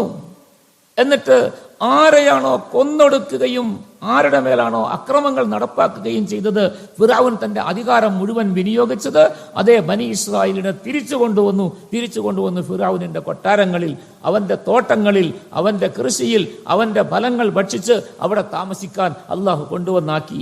അള്ളാഹു പറയുന്നു, കണ്ടില്ലേ നിങ്ങൾ, കം തറകൂ മിൻ ജന്നാത്തിൻ വഅയൂൻ വസുറൂഇൻ വമഖാമിൻ കരീം വനഅമത്തിൻ കാനൂ ഫീഹാ ഫാകിഹീൻ കദാലിക വഔറസ്നാഹാ ഖൗമൻ ആഖരീൻ. ഇങ്ങനത്തെ ധാരാളം സംഭവങ്ങൾ ഖുർആനിൽ അല്ലാഹു പറഞ്ഞു തരുന്നു നമുക്ക് പാഠമായിട്ട്. ഇതാണ് ഖുർആൻ. ഹുദൽ ലിന്നാസി വബയ്യിനാതിൻ മിനൽ ഹുദാ വൽ ഫുർഖാൻ. അല്ലാഹു സുബ്ഹാനഹു വ തആല പറയുന്നു, ഈ ഖുർആൻ ഞാൻ എന്ന് അവതരിപ്പിച്ചു, എപ്പോഴാണ് ഇത് അവതരിപ്പിച്ചതെന്നറിയാമോ? ഈ തണൽ മാസത്തിൽ, പരിശുദ്ധമായ റമളാൻ മാത്രമല്ല, ഖുർആനിന്റെ മാസമാണ്. ഷഹ്റു റമളാൻ അല്ലദീ ഉൻസില ഫീഹിൽ ഖുർആൻ. ഈ ഖുർആൻ പ്രാവർത്തികമാക്കേണ്ടത് എപ്പോഴാണ്? അതിനെ പരിശീലിക്കേണ്ടത് എപ്പോഴാണ്? അതെപ്പോഴാണ് പ്രാക്ടീസ് ചെയ്യേണ്ടത്? പരിശുദ്ധമായ റമളാനിൽ. ഇത് രണ്ടും ചേർത്താണ് അല്ലാഹു തആല വച്ചിരിക്കുന്നത്. റമളാൻ ഖുർആനിന്റെ മാസമാണ്. ഖുർആനിന്റെ പേരിൽ റമളാനിന് മഹത്വം. ഖുർആൻ അല്ലാഹുവിന്റെ കലാമാണ്, ഏറ്റവും ഉത്തമമായ കലാം. അത് അല്ലാഹു അവതരിപ്പിച്ചത് പരിശുദ്ധ റമളാനിലാണ്. റമളാൻ വെറും നോമ്പനുഷ്ഠിക്കാൻ മാത്രമല്ല അല്ലാഹു നമുക്ക് നൽകിയത്. നമ്മൾ ആ റമളാനിൽ ഖുർആനിനെ കുറിച്ച് പഠിച്ചു മനസ്സിലാക്കി ഖുർആനിലേക്ക് മടങ്ങണം. ഖുർആൻ നമ്മളുടെ ജീവിതത്തിന്റെ പദ്ധതിയാക്കി മാറ്റണം. നമ്മളുടെ ജീവിതത്തെ ഖുർആൻ കൊണ്ട് ചിട്ടപ്പെടുത്തണം. അതിനെ പരിശീലിക്കാനാണ് പരിശുദ്ധമായ റമളാൻ തന്നത്. അതാണ് നിങ്ങളുടെ ചൂടെല്ലാം തണുപ്പിക്കാൻ, നിങ്ങളുടെ എല്ലാ പ്രയാസങ്ങളും നീക്കാൻ, നിങ്ങളുടെ മനസ്സിന് സമാധാനം തരാൻ, തണൽ വൃക്ഷം പോലെ നിങ്ങൾക്ക് തണലിട്ട് റമളാൻ വന്നിരിക്കുന്നു. ഒരു മാസം ഖുർആൻ പഠിക്കണം. ഖുർആനിന്റെ ജീവിതത്തിലേക്ക് പതുക്കെ നമ്മൾ നീങ്ങണം. പതുക്കെ അത് നമ്മൾ പരിശീലിക്കണം. അതിനാണ് പരിശുദ്ധമായ റമളാൻ. റമളാനിൽ എന്തൊക്കെ ചെയ്യണം? അല്ലാഹു സുബ്ഹാനഹു വ തആല പറഞ്ഞു, നിങ്ങൾ ചെയ്യുന്ന മുഴുവൻ കാര്യങ്ങളും നിങ്ങളെ സ്വർഗത്തിലേക്ക് എത്തിക്കുന്നതായിരിക്കണം. കാരണം നിങ്ങൾക്കായി സ്വർഗത്തിന്റെ വാതിൽ ഞാൻ തുറന്നു വെച്ചിരിക്കുന്നു. ഇദാ ദഖല റമളാൻ ഫുതിഹത് അബ്വാബുൽ ജിനാൻ. സല്ലല്ലാഹു അലൈഹി വസല്ലം തങ്ങൾ പറഞ്ഞു, റമളാൻ ഇങ്ങോട്ട് വന്നാൽ അല്ലാഹു തആല സ്വർഗത്തിന്റെ വാതിലങ്ങ് തുറക്കും. പിന്നെ അടയ്ക്കില്ല. റമളാൻ തീരുന്നത് വരെ അടയ്ക്കില്ല. എന്നിട്ട് അല്ലാഹു സുബ്ഹാനഹു വ തആല മലക്കുകളെ ഏൽപ്പിച്ചിരിക്കുന്നു. ആരെങ്കിലും മസ്ജിദിന്റെ മുമ്പിൽ കൂടി നടന്നു പോയാൽ നമസ്കാരത്തിന്റെ സമയം ആയില്ല, 12 മണിയേ ആയുള്ളൂ, ളുഹറിന് സമയമായില്ല, 12:30ക്കാണ് ളുഹർ ബാങ്ക് വിളിക്കുന്നത്, മസ്ജിദിന്റെ മുമ്പിൽ കൂടി ഒരാൾ പോകുന്നു, അള്ളാഹുവിന്റെ മലക്കുകൾ അവനെ തടയി തലോടി വിളിക്കുന്നു, യാ ബാഗിയൽ ഖൈർ അഖ്ബിൽ, യാ ബാഗിയൽ ഖൈർ അഖ്ബിൽ. എങ്ങോട്ടാ പോകുന്നത്? ളുഹർ നമസ്കാരത്തിന് ഇനി അരമണിക്കൂർ ബാങ്ക് കൊടുക്കാനുണ്ട്. അതുകൊണ്ട് വേറെ കാര്യം നടത്താം. ആ കടയിൽ പോയി സാധനം വാങ്ങിച്ചു വെക്കാം. ഒരാളെ കാണാനുണ്ട്, അയാളെ പോയി കണ്ട് കാര്യം പറയാം. ഒരാവശ്യം നടത്താനുണ്ട്, നടത്തിയിട്ട് വരാം. ഒരു ഓഫീസിൽ പോകാനുണ്ട്, അവിടെ പോയി ഓഫീസർ നോക്കാം. ഒരപേക്ഷ കൊടുക്കാനുണ്ട്, കൊടുക്കാം എന്നൊക്കെ വിചാരിച്ചല്ലേ നീ പോകുന്നത്? പോകല്ലേ, വാ. ഇത് മസ്ജിദിന്റെ വാതിലാണിത്. മസ്ജിദിന്റെ വാതിലല്ലേ നീ എത്തിയത്? അരമണിക്കൂർ സമയമുണ്ട്, വാ, വുളൂ ചെയ്യ്, നേരത്തെ തന്നെ മസ്ജിദിലേക്ക് കടക്ക്, അവിടെ ഇരുന്ന് പരിശുദ്ധമായ ഖുർആൻ എടുത്തോത്. ഇത് ഖുർആനിന്റെ മാസമല്ലേ? അല്പമെങ്കിലും 2 പേജെങ്കിലും ഖുർആനോത്. നിനക്ക് പറ്റുമെങ്കിൽ ആ ഖുർആനിൽ എന്താണ് അള്ളാഹു പറഞ്ഞിരിക്കുന്നതെന്ന് നീ പഠിക്കാൻ ശ്രമിക്ക്. അറിഞ്ഞുകൂടെ? ആരോടെങ്കിലും ചോദിച്ച് പഠിക്ക്. ആരെടുക്കലെങ്കിലും ആ ഖുർആൻ നല്ലപോലെ ഓതാൻ പഠിക്കുമ്പോൾ ബാങ്ക് കൊടുക്കും, നീ സുന്നത്ത് നമസ്കരിക്ക്. എന്നിട്ട് അവിടെ ദിക്റിലായിട്ടിരിക്ക്. ഫർദിന്റെ സമയമാകുമ്പോൾ ഫർദ് നമസ്കാരം ജമാഅത്തായിട്ട് നമസ്കരിക്ക്. ആദ്യത്തെ തക്ബീറിൽ പങ്കെടുത്ത് നമസ്കരിക്ക്. നമസ്കരിച്ചതിന് ശേഷം ഓടല്ലേ, അവിടെ ഇരുന്ന് ദിക്ർ ചൊല്ല്, ദുആ ചെയ്യ്, സുന്നത്ത് നമസ്കരിക്ക്, അതിനുശേഷം നിന്റെ ആവശ്യത്തിലേക്ക് പോയിക്കോ. പിന്നെ അതുകൊണ്ട് നീ പോകല്ലേ. പള്ളിയുടെ മുമ്പിൽ 12 മണിയാകുമ്പോൾ കടന്നു പോകുന്നവനെ അള്ളാഹുവിന്റെ മലക്കുകൾ തലോടി വിളിക്കുന്നു, യാ ബാഗിയൽ ഖൈരി അഖ്ബിൽ, വാ, ഇങ്ങോട്ട് വാ, ഇങ്ങോട്ട് വാ. എന്താ കാരണം? ഇങ്ങോട്ട് കയറി വന്നാൽ സ്വർഗത്തിന്റെ വാതിൽ തുറന്നു വെക്കുന്നു.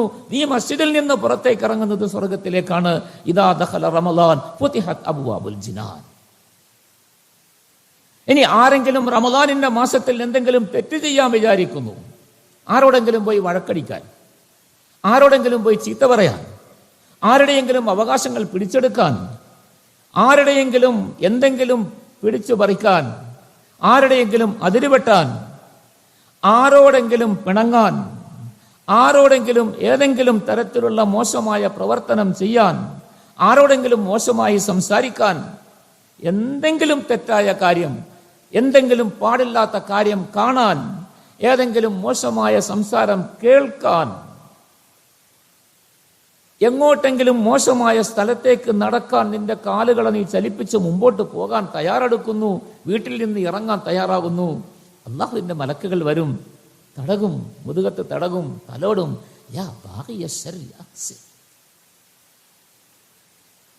നീ തെറ്റായ കാര്യത്തിലേക്ക് പോകുന്നത്, നീ പോകുന്ന കാര്യം തെറ്റല്ലേ, നീ പറയാൻ വിചാരിച്ചത് തെറ്റല്ലേ, കേൾക്കാൻ വിചാരിച്ചത് തെറ്റല്ലേ, കാണാൻ വിചാരിച്ചത് തെറ്റല്ലേ, നിന്റെ കൈകാലുകൾ ചലിക്കുന്നത് തെറ്റിലേക്കല്ലേ, നിന്റെ മനസ്സിൽ വന്ന ചിന്ത തെറ്റല്ലേ, നീ അവനോട് ചെന്ന് പിണങ്ങുന്നത് തെറ്റല്ലേ, നീ അവനോട് ചെന്ന് മോശം പറയുന്നത് തെറ്റല്ലേ, പറയല്ലേ, നിർത്ത്. യാ ബാഗിയ ശർ, അതെല്ലാം മോശമാണ്.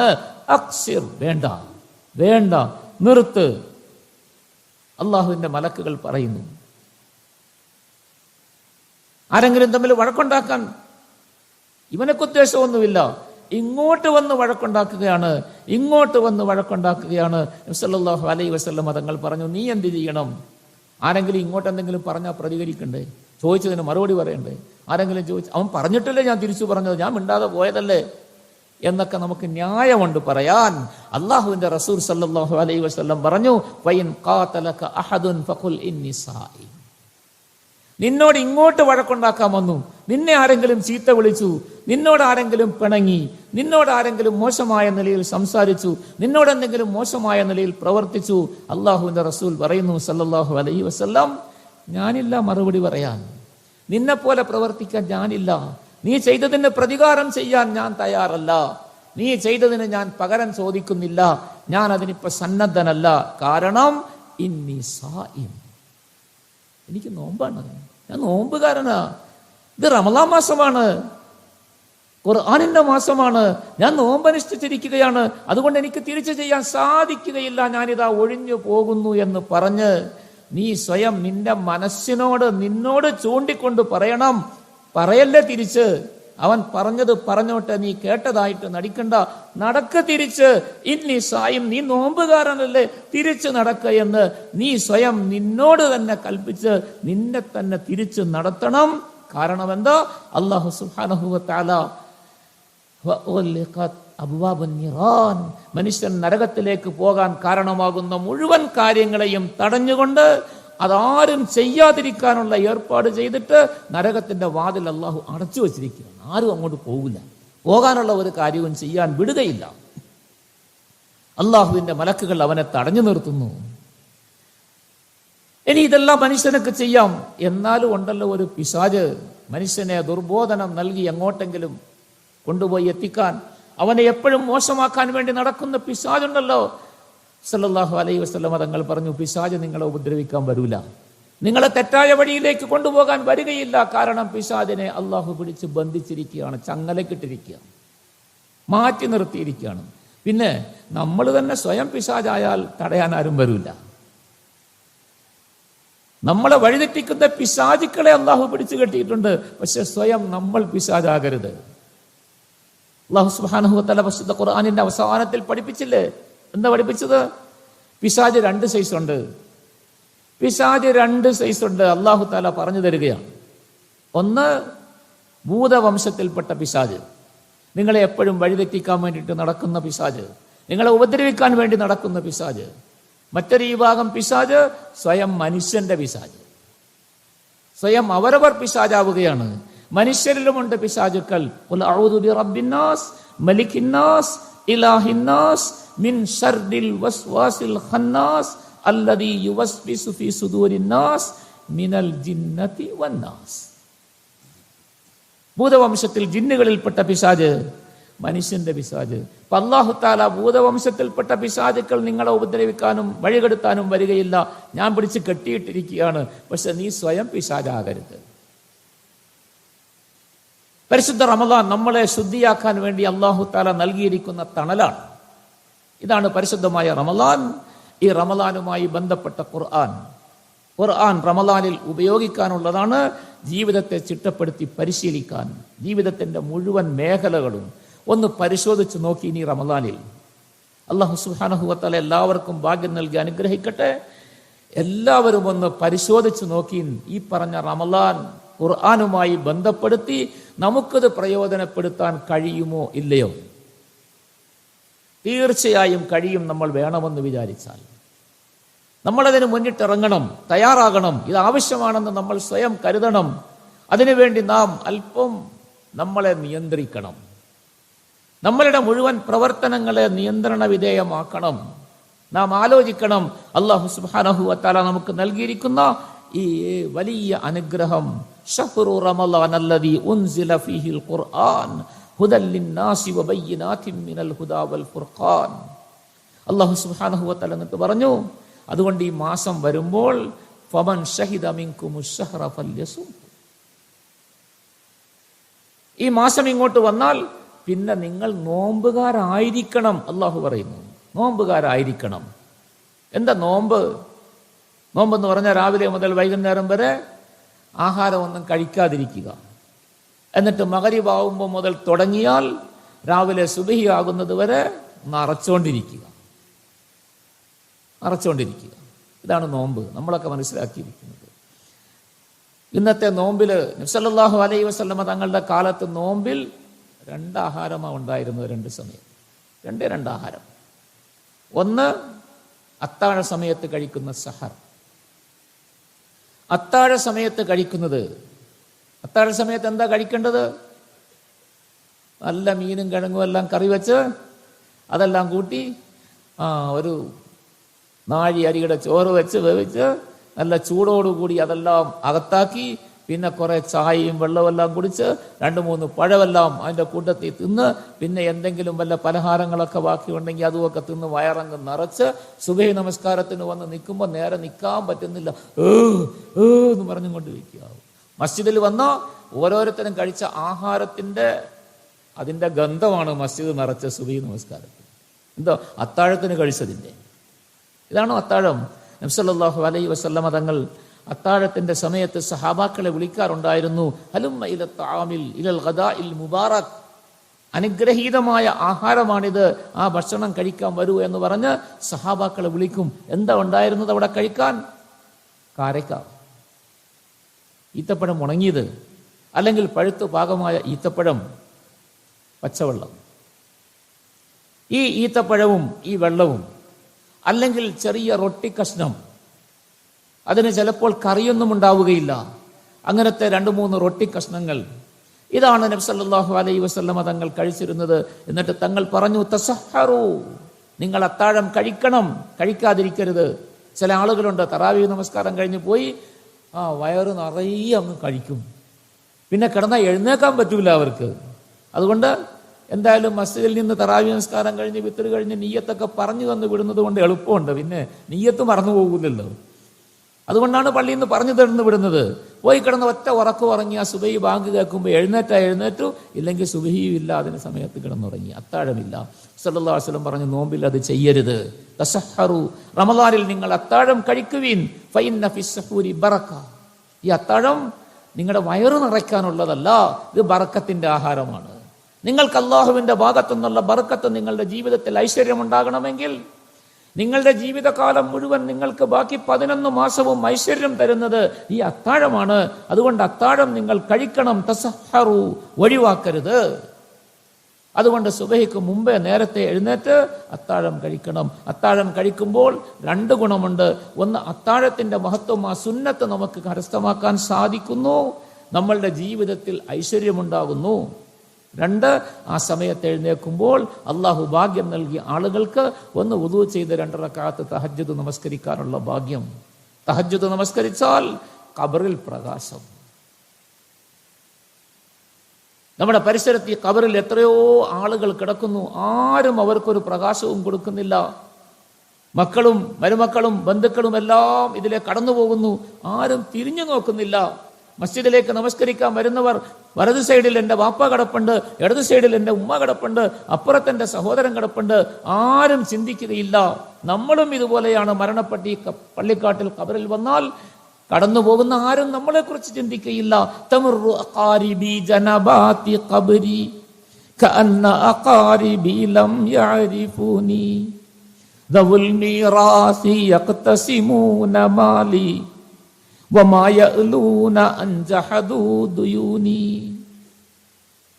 മഹാന്മാര് പണ്ട് പാടി വെച്ചു, തമറു അഖാരിബി ജനബാതി ഖബരി, എൻ്റെ ഖബറിന്റെ ഇരുഭാഗങ്ങളിൽ കൂടിയും എൻ്റെ ബന്ധുക്കൾ നടന്നു പോകുന്നു, എപ്പോഴും ഇങ്ങനെ കടന്നു നടക്കുന്നു. കഅന്ന അഖാരിബി ലം യഅരിഫൂനി, അവർ പോകുന്ന പോക്ക് കണ്ടാൽ അവരെന്നെക്കുറിച്ച് ഒരു പരിചയവുമില്ലാത്തവരെ പോലെയാ പോകുന്നത്. നമ്മൾ മസ്ജിദിലേക്ക് വരുന്നു, വാപ്പ കടയിലിരിക്കുന്നു, മകൻ വാപ്പാരുടെ അടുത്ത് പോകും. എന്താ വാപ്പ, എന്താ വിശേഷം, എന്താ ഇവിടെ ഇരിക്കുന്നത്? കൊച്ചാപ്പ ഇരിക്കുന്നു, കൊച്ചാപ്പാരുടെ അടുത്ത് ചോദിക്കും. കടയിൽ സാധനം വാങ്ങാൻ വേണ്ടി വന്ന് നിൽക്കുന്നു സഹോദരി, കണ്ട സഹോദരി, എന്ത് വാങ്ങിക്കാൻ വന്നതാ മോൾ? താത്ത വിളിച്ച് ചോദിക്കും. താത്ത ഇവിടെ പറഞ്ഞവനെ കണ്ടാലോ വിളിച്ച് ചോദിക്കും, എന്താ വിശേഷം ചോദിക്കും. എല്ലാവരും കാണുമ്പോൾ വിശേഷം ചോദിക്കും. പക്ഷെ വന്ന് കുഴിക്കാത്തായ ദിവസം കുറഞ്ഞ പക്ഷം 5 നേരമെങ്കിലും നമസ്കാരത്തിന് വരുമ്പോൾ ബാപ്പായുടെ ഖബറിന്റെ മുമ്പിൽ കൂടി നമ്മൾ കടന്നു വരികയാണ്. ഉമ്മായുടെ ഖബറിന്റെ മുമ്പിൽ കൂടിയാ കടന്നു വരുന്നത്, സഹോദരന്റെ ഖബറിന്റെ മുമ്പിൽ കൂടിയാ കടന്നു വരുന്നത്. ഒരു പ്രാവശ്യം പോലും അങ്ങോട്ട് തിരിഞ്ഞു നോക്കി അസ്സലാമു അലൈക്കും ദാറ ഖൗമിൻ മുഅ്മിനീൻ വ ഇന്നാ ഇൻഷാ അല്ലാഹു ബിക്കും ലാഹിഖൂൻ എന്ന് പറയാൻ നമ്മളുടെ മനസ്സ് അനുവദിക്കുകയില്ല, നമ്മളുടെ മനസ്സ് അതിലേക്ക് പോകുന്നില്ല, നമ്മൾ പറയുന്നില്ല. മഹാന്മാർ പറയുന്നു, കഅന്ന അഖാരിബി ലം യഅരിഫൂനി, എൻ്റെ ബന്ധുക്കൾക്ക് എന്നെ ഒരു പരിചയമേ ഇല്ലാത്തതുപോലെ വിട്ടല്ലോ.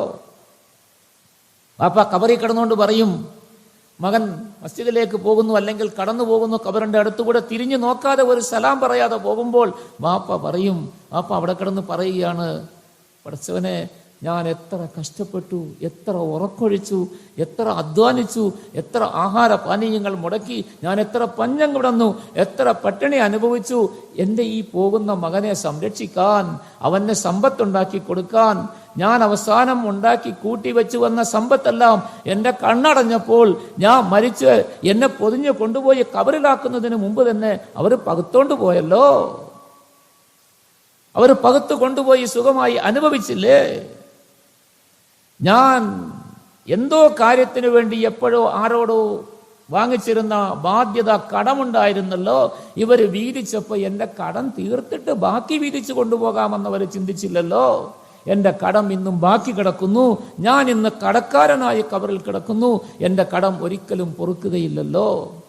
കടം മരണപ്പെടുന്നതിന് മുമ്പേ എല്ലാവരും കടം തീർത്തേക്കണം. കടം ആർക്കും അല്ലാഹു പുറത്തു കൊടുക്കില്ല.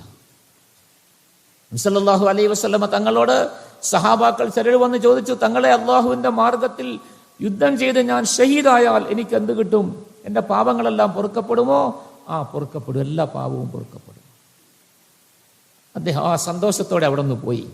നബി സല്ലല്ലാഹു അലൈഹി വസല്ലമ തങ്ങൾ അല്പം കഴിഞ്ഞ് തിരിച്ചു വിളിച്ചു, ഇങ്ങ് വന്നിട്ട് ഒരു കാര്യം പറയട്ടെ. തിരിച്ചു വിളിച്ചിട്ട് പറഞ്ഞു, ഇല്ല ദൈ, കടം മാത്രം പൊറുക്കൂല. ഇപ്പൊ ജിബ്രീൽ വന്ന് പറഞ്ഞിട്ട് പോയതാണ്, നീ ചോദിച്ച് ഞാൻ മറുപടി പറഞ്ഞു, നീ അങ്ങോട്ട് പോകുമ്പോൾ ജിബ്രീൽ വന്ന് എന്നോട് പറഞ്ഞു, ഷഹീദിന്റെയും കടം പുറത്തു കൊടുക്കൂല തങ്ങളെ, അതുകൊണ്ട് കടം പൊറുക്കൂല എന്ന് പറഞ്ഞേക്കാൻ. ഇപ്പൊ എന്താ ചെയ്യുന്ന? മരിച്ചു കഴിഞ്ഞ് കൊണ്ടുവന്ന് പള്ളിയിൽ വെച്ചിട്ട് നിസ്കാരത്തിന്റെ നേരം ആകുമ്പോൾ നിസ്കാരത്തിന്റെ കാര്യങ്ങളൊക്കെ പറഞ്ഞിട്ട് ഉസ്താദ് പറയും, എന്തെങ്കിലുമൊക്കെ ബാധ്യതകൾ ഉണ്ടെങ്കിൽ മക്കളുമായിട്ട് ബന്ധപ്പെടണമെന്ന്. മക്കളാരാ? വാപ്പ 6 കൊല്ലമായി കിടപ്പിലായിട്ട് തിരിഞ്ഞു നോക്കിയിട്ടില്ല. ആ മകനാ. ആ മകൻ്റെ അടുത്ത് വാപ്പാക്ക് കടമുണ്ട് എന്ന് പറഞ്ഞാൽ കിട്ടും, മക്കളെല്ലാം തരുമെന്നും പറഞ്ഞ് ഉസ്താദ് പറയും. അവിടെ വെച്ചങ്ങ് പറഞ്ഞേക്കും. പിന്നെ പോയി ചോദിച്ചാൽ വാപ്പാ തരാറുണ്ടെങ്കിൽ വാപ്പാരുടെ അടുത്ത് മേടിക്കണമായിരുന്നു, എനിക്കറിഞ്ഞുകൂടാന്ന് പറയും. വാപ്പ കബറി കിടന്നുകൊണ്ട് പറയും, എന്റെ മുതലെല്ലാം വീതിച്ചുകൊണ്ട് പോയല്ലോ ഈ മക്കൾ, നീ കൊണ്ടുപോയില്ല മോനെ, എന്റെ കടം പോലും നീ തീർത്തില്ലല്ലോ.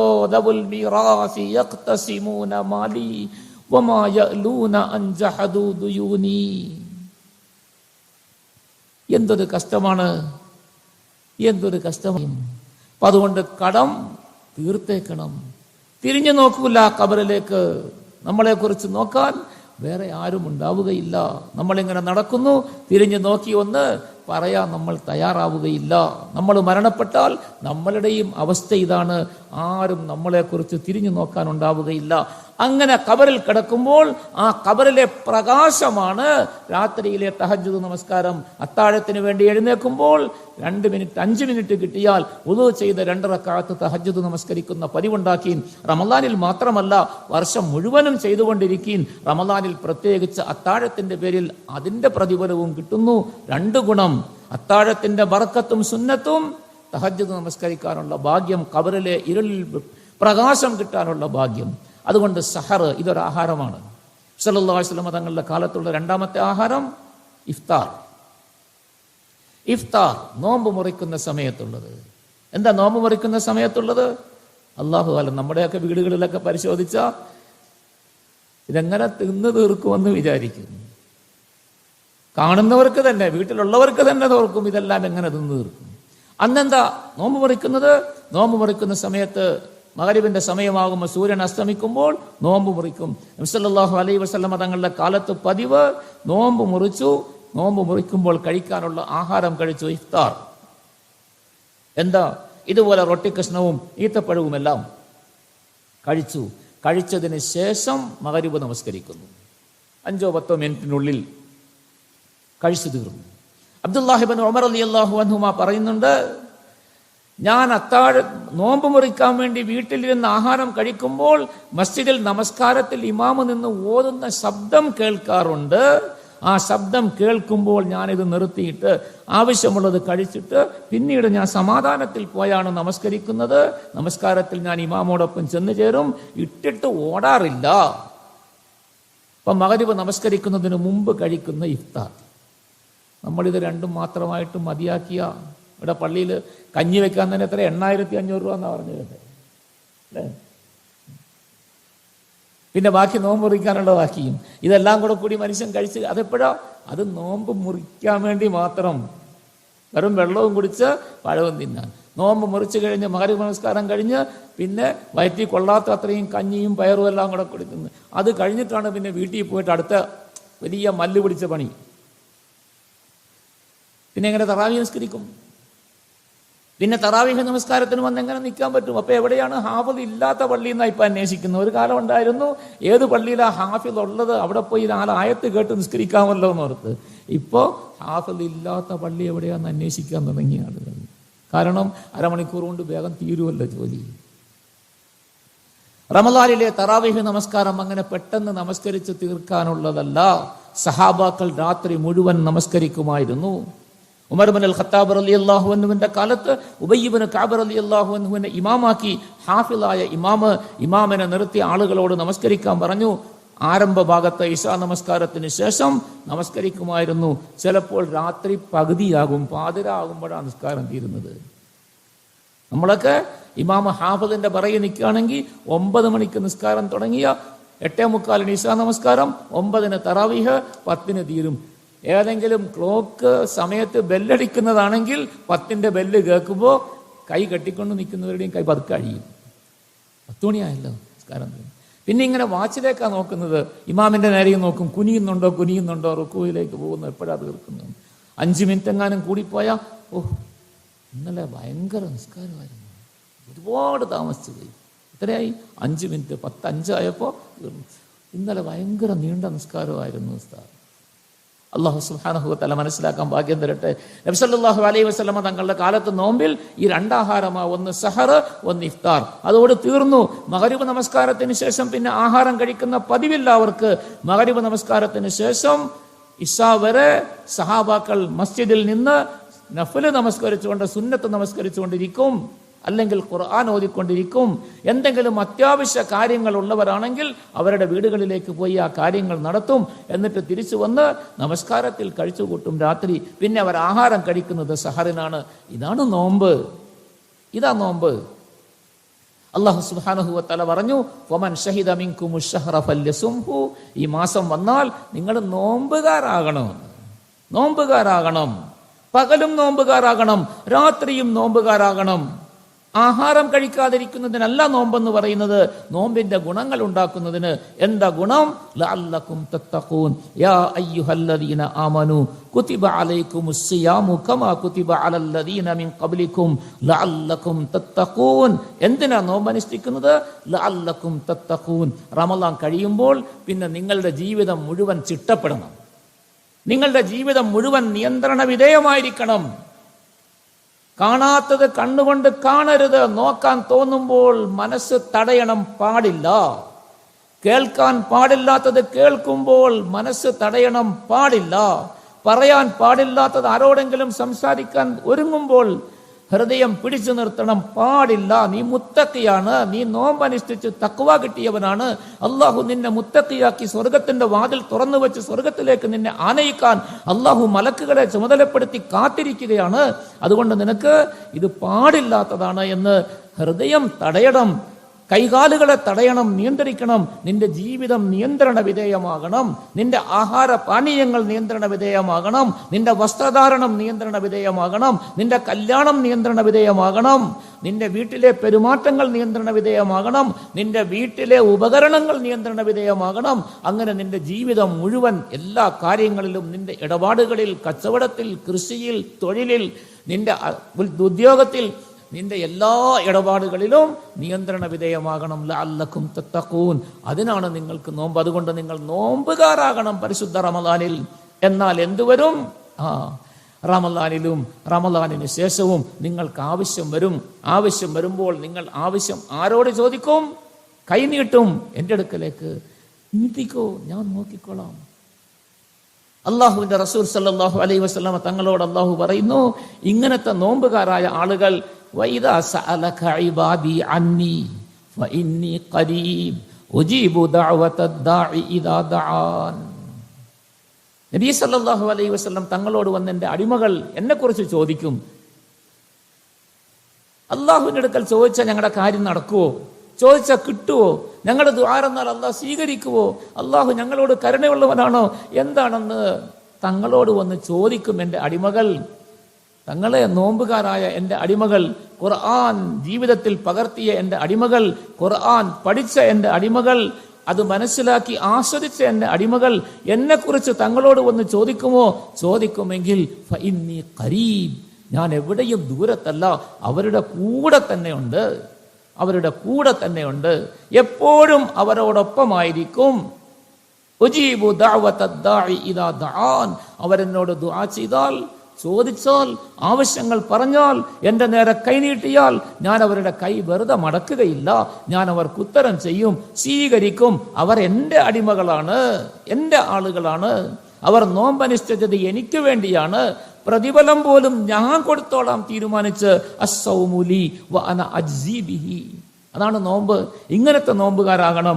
ആ നോമ്പുകാരാകാനാണ് അല്ലാഹു സുബ്ഹാനഹു വ തആല പരിശുദ്ധമായ റമളാൻ ഖുർആനോട് കൂടി നമുക്ക് തന്നത്. റമളാൻ മാത്രമാകരുത്, ഖുർആനും കൂടി ചേർന്നതായിരിക്കണം നമ്മളുടെ ജീവിതം. ആ നിലയിൽ ഈ പരിശുദ്ധ റമളാൻ ഒന്ന് പരിശോധിച്ചു നോക്കി, ഒരു മാസം ജീവിതത്തിൽ ഒന്ന് പരിശോധിച്ചു നോക്കി, ഒന്ന് പരിശോധിച്ച് ആസ്വദിച്ചാൽ അടുത്ത റമളാൻ നമുക്ക് ആസ്വാദനമായിരിക്കും. ആസ്വദിക്കാൻ ആരും പറയണ്ട, ആസ്വാദനത്തിന് കാത്തിരിക്കും. അങ്ങനത്തെ ആഘോഷത്തിന് വേണ്ടി നമ്മൾ കാത്തിരിക്കുന്നു. ഈ കാത്തിരിക്കുന്ന ആളുകളെ ആസ്വദിച്ച് പരിശീലിച്ച് റമളാനിനെയും ഖുർആനിനെയും ആസ്വദിച്ച് കഴിഞ്ഞ് മഹ്ശറയിലേക്ക് പോകുമ്പോൾ, മഹ്ശറയിൽ അല്ലാഹു സുബ്ഹാനഹു വ തആല എല്ലാവരും ഇങ്ങനെ വേർപ്പിൽ കുളിച്ച് ചൂടിൽ നിൽക്കുമ്പോൾ അല്ലാഹുവിന്റെ മലക്കുകൾ വന്ന് ചില ആളുകളെ വിളിക്കും, ഇങ്ങോട്ട് വിളിക്കും. എന്നിട്ട് കൊണ്ടുപോയി വേറൊരു സ്ഥലത്ത് മാറ്റിയിരുത്തും അർശിന്റെ തണലിൽ. എന്നിട്ട് ആളുകൾ കൊണ്ടുവന്ന് അള്ളാഹുവിൻ്റെ നിശ്ചയിക്കപ്പെട്ടിരിക്കുന്ന ആളുകൾ കൊണ്ടുവന്ന് ഇവർക്ക് പാനീയങ്ങൾ, സർബത്ത് കുടിക്കാൻ കൊടുക്കും, കഴിക്കാൻ ആഹാരം കൊടുക്കും.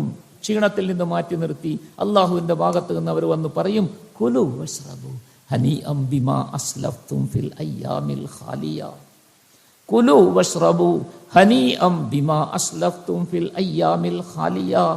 ജീവിച്ചിരുന്ന കാലത്ത് നിങ്ങൾ റമദാനിൽ നിങ്ങളിന്ന് പരിശീലിച്ചില്ലേ, നിങ്ങളെ പരിശീലിച്ച് ചിട്ടപ്പെടുത്തിയില്ലേ, ഖുർആനുമായി ബന്ധപ്പെടുത്തി നിങ്ങളുടെ റമദാനിനെ നിങ്ങൾ ഉപയോഗിച്ചില്ലേ, പ്രയോജനകരമാക്കിയില്ലേ.